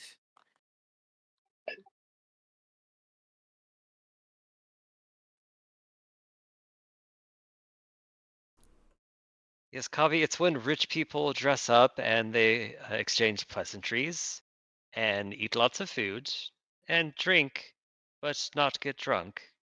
Sure, Butler Boy over here would know about a ball. Well, It is a boring affair. I'm not sure what balls you've been going to where folks don't get drunk, but I assure you, it is quite the prime reason to go to many of the balls where I come from. Not that I got to partake, mind you. Yes, you probably served someone. I served many someones. Why do you serve? You realize you're big and you can, take your own freedom, right? You can be your own man. And what Stand up is... on your own two legs. Well, as I told our friends here, I owe my life to House Baracus, and specifically Master Aethelwolf himself. I owe everything I have to him. I would not be able to stand on my two legs if it were not for them, so that is why I serve. I owe them everything. If it were not for them, I would have died as an infant, my first or second day of life. And Ching, ching, ching. Sounds like the rasp of chains to me. who told you that you would have died. Who told me? Well, Master Aethelwolf, of course. So you don't know exactly how you came to be with them. You just know what they told you. Well, no, I saw the basket and everything, and yes, I was an infant. I was left on their doorstep of the manor, and they took me in when they didn't have to. They could have left me there. They could have sent me off and be eaten by wolves. They could have sent me to a whole nother, poor family of... But no, they took me in. Gave me everything I had, fed me, clothed me, taught me. If you asked if you could leave, would they let you? Why would I ever want to leave? And go live with the unwashed masses of Ubea? With this little one in their caves and holes? No, absolutely not. Well, there's not just caves, there's forests, there's ocean sides, small towns, farming villages. Plenty of things Yes, out there. yes, all among the unwashed masses, of course. Why would I want anything to do with that when I have these fine clothes, and I have a full belly every night? Because you'd be with your family. I am with my family. What do you not understand about this? Yeah. What family? What family? The family that supposedly left me on a doorstep as an infant? Well, you could Why would I find want a to be with them? family Why? Why would instead I of want to search them? serving those that hold the chains. They do not hold chains. They hold my people's chains. Well, your people... I'm not even going to get into that at the moment. Careful, Longin. You be careful, little one. And I gave you the information about where to find the guy that knew about your precious Dragonborn. I'd say I'd helped you plenty to not earn this disrespect. Perhaps we can all just settle down a bit. Perhaps have a sip of this cola that Miss Betty brought us. Right? She said it was world famous. Yes, cola and all is wonderful aside, whatever. You, long nose, you will not speak to me in such a manner again. Or what? Or I might have to discover what other interesting capabilities this voice inside my head has given me. You You can to hear a voice attack in the back of me? your head. He just kind of chuckles a bit. He's like, "Yes, we could flatten him, turn him into a pancake, roast him with some duck, and eat him. That'd be fun." No, I'm not trying to eat him. Come now. And you'd attack me while I'm just sitting here in front of our new companions. Wow, that will make you any better than the club holders. Attack you? No. Defend my honor and the honor of House Baracus? Absolutely. Oh, wow. So sad that a few mean words were said in regards to the great house that you serve. Well, I know Kobold who died, and by the drove in those mines to make sure that your house stayed plump and rich. Yes, and I know of Dragonborn who have died as mercenaries fighting the hordes out on the other outer islands, protecting you pathetic kobolds and your damn laborious ways. Laborious ways? Do you think we want to be down there digging for another? No, but Amelia, please give me another use for you. Amelia interjects and goes, again, this cola. And she takes a sip. Oh wow, and she just Quiet, kind of girl. lost some thought. I wake me up in the morning when your master wants us to move. He's gonna abruptly stand up and just go, Betty, what room do I have? And I will not share it with the longin. Betty gives you a very aggressive stare since you're barking orders at her. She goes, "Well, as far as I'm concerned, none of you have ordered a room. Do you want a room?" I'm gonna look over at Amelia and be like, we have rooms, right? Well, I haven't paid for lodging, and she looks over at the rest of you. Ah, yes, we'll each take rooms. He can have his own. Well, I don't need a big one. As you can see, I don't take up a lot of space. He'll have a small room. Betsy looks at Amelia with disappointment and goes, Okay. Well, if you go to the top of the inn and go to the far right, you'll find a nice small room for you. Amelia, that'll be 2 gold for the night. Yes. Okay.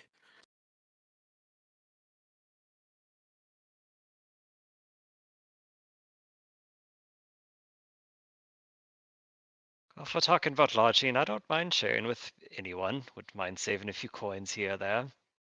Amelia gets slightly excited. You could room with me if you'd like. Maybe? Adventurer? Oh, yes, and I can tell you more stories of the forest I'm from. How does that sound? Really? Would you should we get drinks to go? Oh, I think I've had plenty. Last time I got drunk, I turned into a bear and I destroyed half the bar. So I'm not going to drink as much in the future. Oh, okay, good. I can focus more on the stories you tell then. Exactly, exactly. But maybe one cheeky ale to go, yes? Yes, Betty, if we could have just 2 ales for us, we're gonna go up to a room. I'll pay for their rooms as well. And she kind of does like a circle with her finger to the rest of them. And can you pour a bit of that oomph into it that you gave the others? That a drop.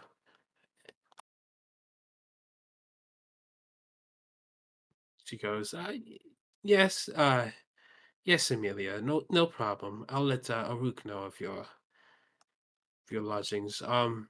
Don't forget to try the cola. Don't let it get warm. Oh yes, I'm sorry, I'm sorry. Everyone, let's try this cola and give our dear barmaid our report on it. Yeah, I'll give it a try. As Basil goes to kind of take a sip of his cola, he's just kind of muttering under his breath. Damn stubborn kobolds. No reasoning with the lot of them. And Kabi's gone. He's too heated. Everyone roll me a d20 except for Kabi.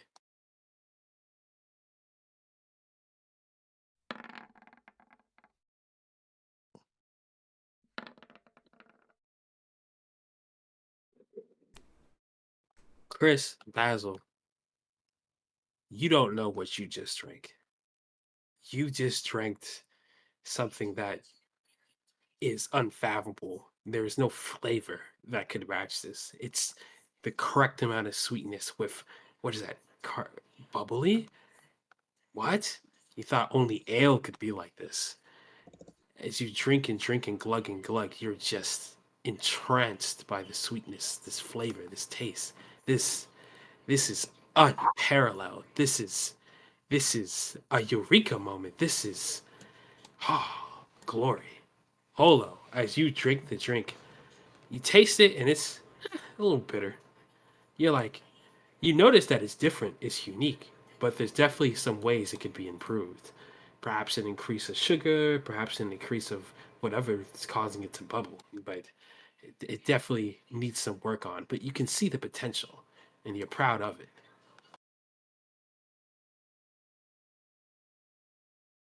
I'd say it's the right direction. Maybe perhaps a little bit of sweetness could improve upon it.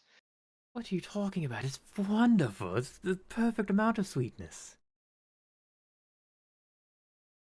Well, And perhaps for you, I have rather sensitive taste, I think. Things are a bit more bitter for me. and the bubblies in there, the fizziness. I've never quite had it so present, prominent, sharp. I can't think of the words. Oh, thank you, Danny. You can see Betty has her little bit of paper out. She starts writing down notes, and she said, "Oh, hold it. more sweetness. Is that what you said?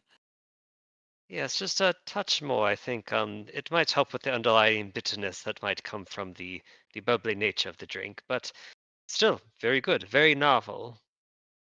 Oh, I okay, think okay. it's perfect the way it is. It's almost better than ale.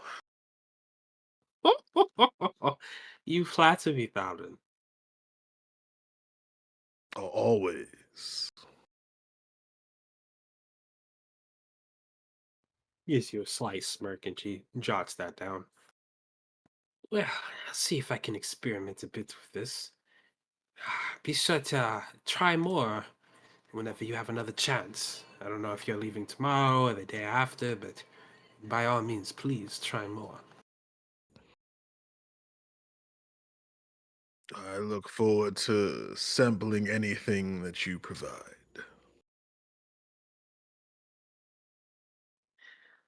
Oh, real charm, aren't you? Give her a persuasion check. It's gonna be a high DC though. That's fair. I have nothing in persuasion, so let's just find out.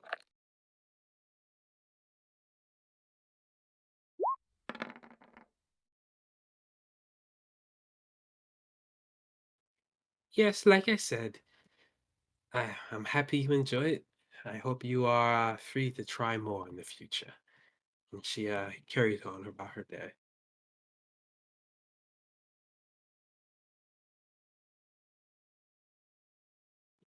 The rest of you gonna hit the hay, hit your rooms. What you gonna do? You're free to do anything. It's all in your power here. Basil stands up to go. She'll say to Basil, I did not mean to offend you and your situation, your life circumstance. I merely just want to make sure you're not held against your will. I think it is a monstrous thing to not have a choice. So I do not mean to offend. I hope you've been happy serving your master. Well, my dear girl, it has been nothing but honorable serving this house, and I will continue to do so with pride. Do not worry, you have not offended me, not nearly as much as Kabi, he says with a lot of disdain in his voice. Certainly did. Yes, he has some pain behind his early years, and perhaps that aggressiveness is simply a symptom of such a thing. Not that it is a reason to abuse those around him, but that might be where it's from. Yes, well, perhaps he should learn not to take out that pain on those around him. I agree. But one thing that did come of that little conversation, you need to test out whatever these powers are of yours. I'm gathering that it is very new to you still. Yes, I have no idea if I even have any other powers or capabilities, but it did sound rather scary and threatening, didn't it? It did. It's not good to have. Well, good, not good. It is a scary thing to have voices bigger than your own, pushing you in certain directions. It is unnerving.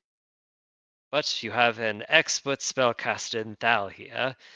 Perhaps he could teach you a thing or two if this magic thing is new to you. My magic is more untamed from nature itself, but if yours is more arcane in nature, well, maybe you have something to learn here.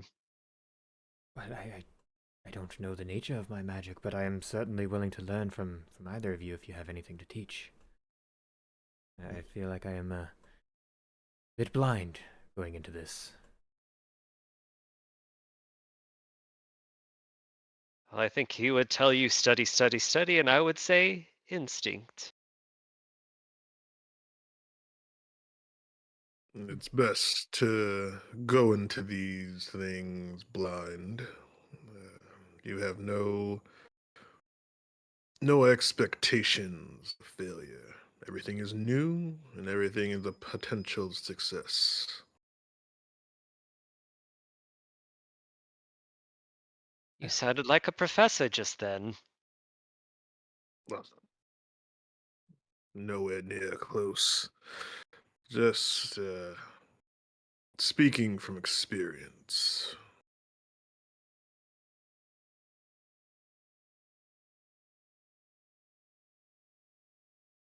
Now, if you'll excuse me, I have a dwarf to woo. Oh dear, not this again. Oh, Farron, I'm not entirely sure if she's interested.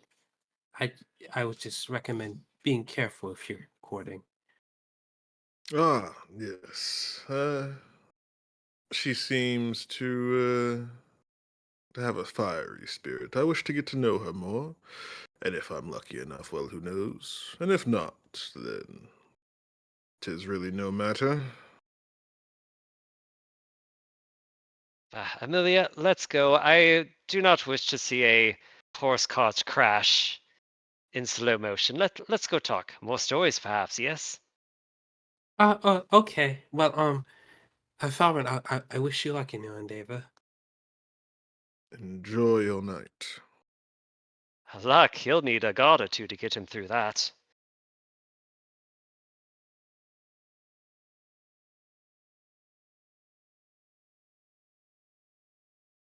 Night carries on. So Amelia and Holo are heading to the room. Basil, what are you doing?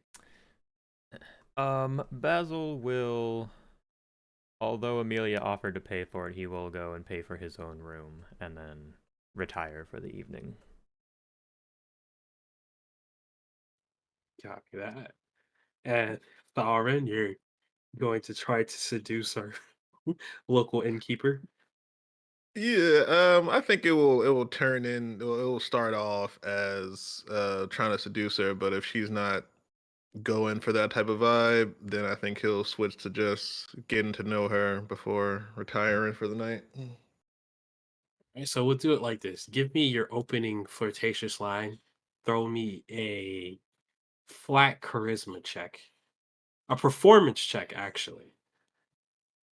And I'll determine what we do from there. All right. Well, what am I going to say then? Uh, hmm.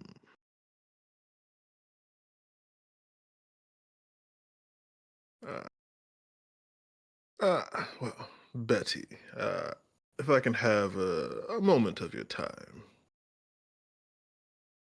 Oh, Uh, but of course.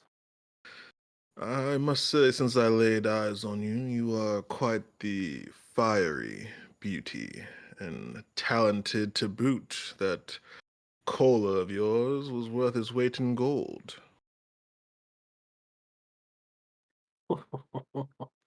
Aren't you quite the sweet lad? Give me Well, that performance check. uh,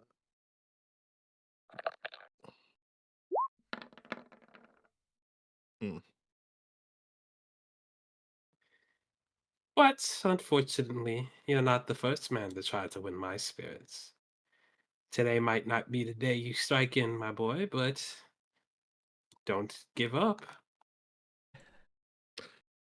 hmm, giving up is not something I'm accustomed to. I am perfectly fine with the slow burn. I don't know why I found that so funny. That was Well then, I'll at least do you the favor of flattering me today. Free drink on me. Appreciated. Would you like a little spice to it? You know I would. Pours you a big mug of ale and drops 3 drops or whatever she puts in. Go ahead and give me a con save. Mm, Jesus. Throughout the night, and I hope you don't mind me kind of Yeah, no, by all going means. this, but throughout the night, you're trying to talk to her, but that ale is just hitting too hard. Your words are slurring. y- Some not embarrassing yourself too much, but you're kind of fumbling your words, slipping on yourself a bit. And after a turn, she points. She goes, "Oh, my boy, you're sweet. You're cute. I'll give you that. But perhaps some rest is calling you before you fumble too hard and hurt yourself." Yes. Well, I think you are beautiful and correct. And with that, I think he'll tumble on off to the room.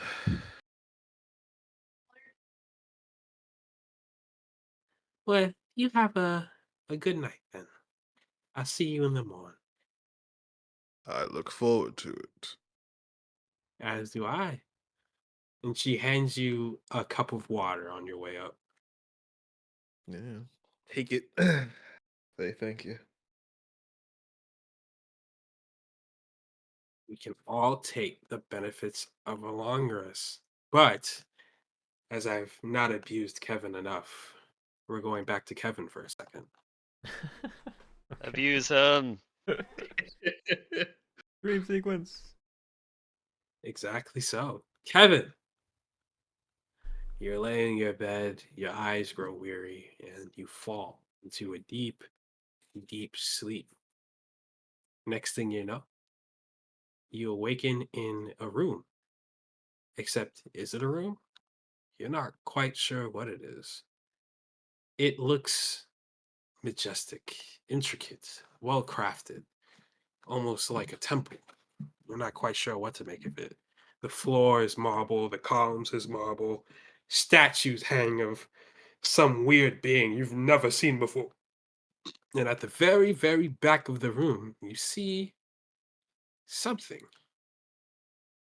It looks as if there's something sitting on a large pillow. Big cloth covers over it. It's square shaped, but you can't quite make what it is, but it's there. You hear all around you. Hello, boy. I believe now is the time for us to introduce each other to ourselves. Introduce each other. Hmm? Well, yes? Sorry, common isn't my native tongue. I jumble my words here and there. I could certainly try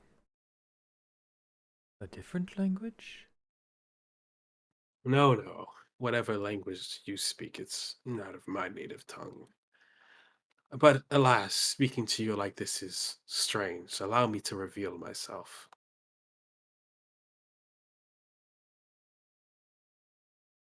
And I do recognize this as the voice that's been in my head. Oh, yes, it's Okay. very clear the same voice. Just had to double check. Do you guys see that? Yeah. Wow. This strong behemoth of a man standing at 7 foot tall with this large sword on his back looks at you and says, "Hello there, boy." Kind of arches his neck and looks up. Well, hello. Pleasure to finally uh, introduce or meet you in person, as it were. Indeed, boy, indeed. You weren't my first pick, but you are my pick nonetheless. I am Midbar the Magnificent. Midmar the Magnificent. Did you give yourself that name? Well, in a way. Yes, I had a feeling. You're a cheeky one, you know. Don't know how to follow orders, even from your benefactor.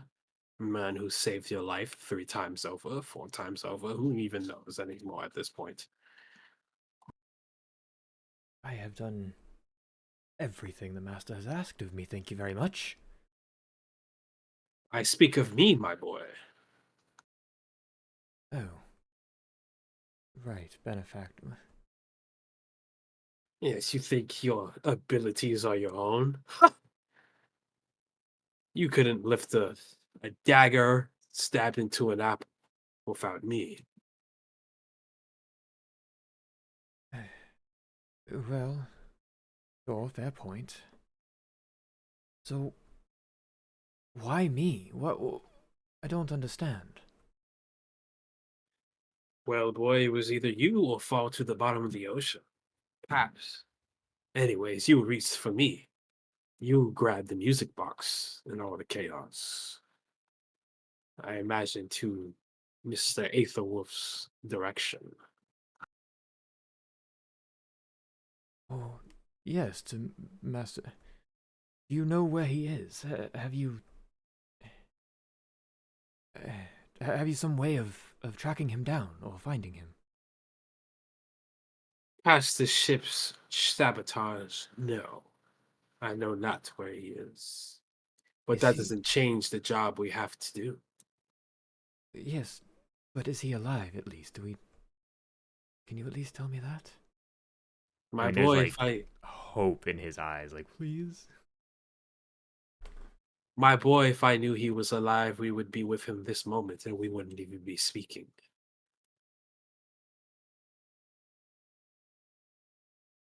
Yes, of course. I understand.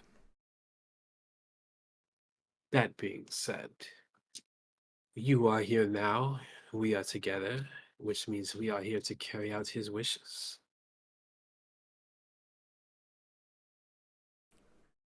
So I am to take you on to the city of brilliance across the Soul Sea. Not me, boy, I'm just an extra layer of protection for that. He points at the box covered in a cloth.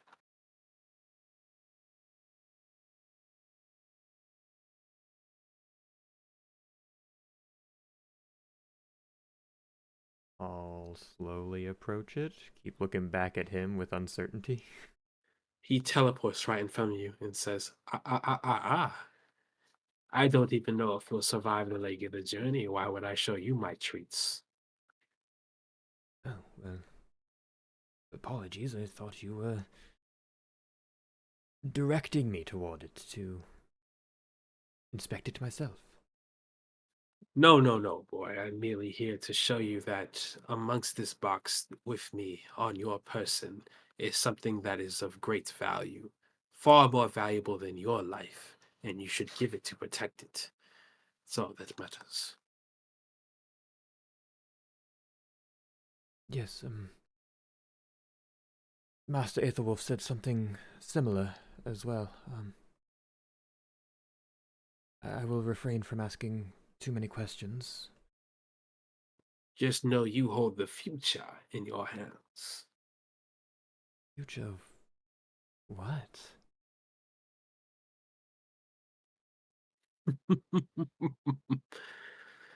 Either way, boy, I'm here to tell you that with my guidance, with my strength, there is no foe we cannot vanquish. Listen to me, and you will survive plenty fine. Well, as long as we are always honoring House Baracus in our endeavors, then I agree, wholeheartedly. Yes, yes, House Baracus and the like. Blah, blah, blah.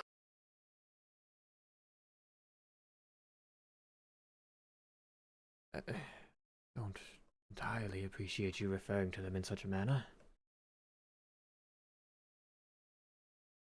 Well, you are a sheltered creature. Why is it that you haven't yet told them what you are?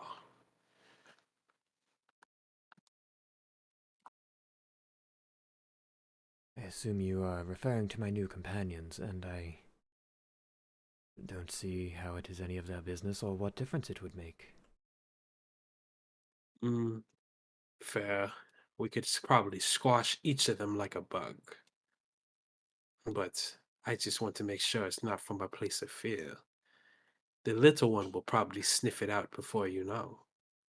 I have nothing to fear from these companions. Oh, he teleports behind you, kind of whispers in the ear. The small fellow we spoke to said to be wary of everyone but the daughter. No? Oh, wary, of course. But I do not fear these folk. If Hmm. nothing else, you have proven that the powers you are giving me will certainly keep them at bay if it comes to blows. True, true. Perhaps I just wanted to test your resolve. You're braver than I give you credit for. If nothing else, my station alone should warrant a bit of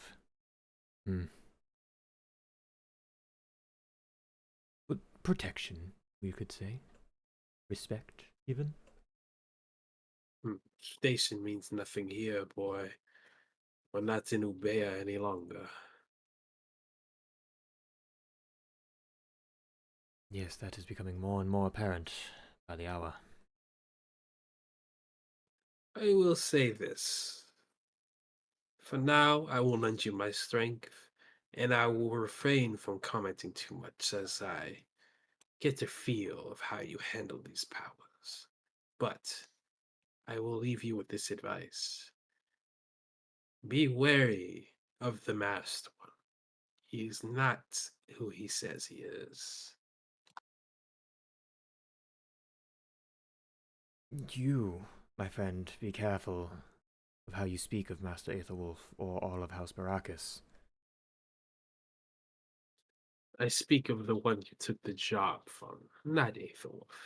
I know the fool through and through. Aethelwolf is a pawn in the grand scheme of things. Master is no pawn, sir. Aye, you servants are always so emotional. Well then, he kind of raises his hand up to your face. Are you ready to sleep? Well, I suppose so. I thought I was already attempting to sleep and then I woke up here. And he just smacks you as hard as he could. For a brief moment, you feel a large amount of pain, and then blackness.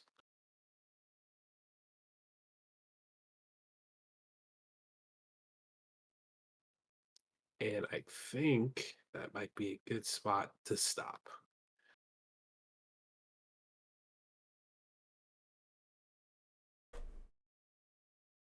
Bitch got slapped. Yep.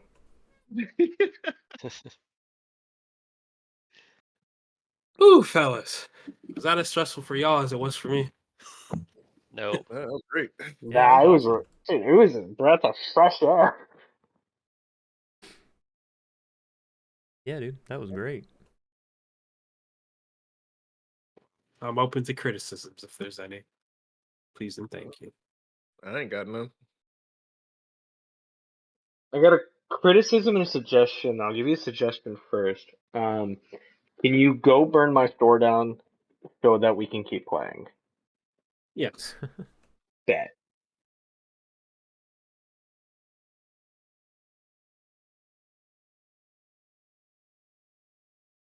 Yeah, I think things are good. I think each of us got introductions as far as what our next steps are towards our goal.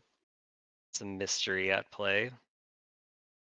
Good. Yeah, got some cool NPCs. And Personalities are clear. just so you all know, I promise I will be hitting each of your backstories just as heavy. Kevin's is just the easiest at the moment. Yeah, that's all good. Yeah, we are quite the diverse personality wise.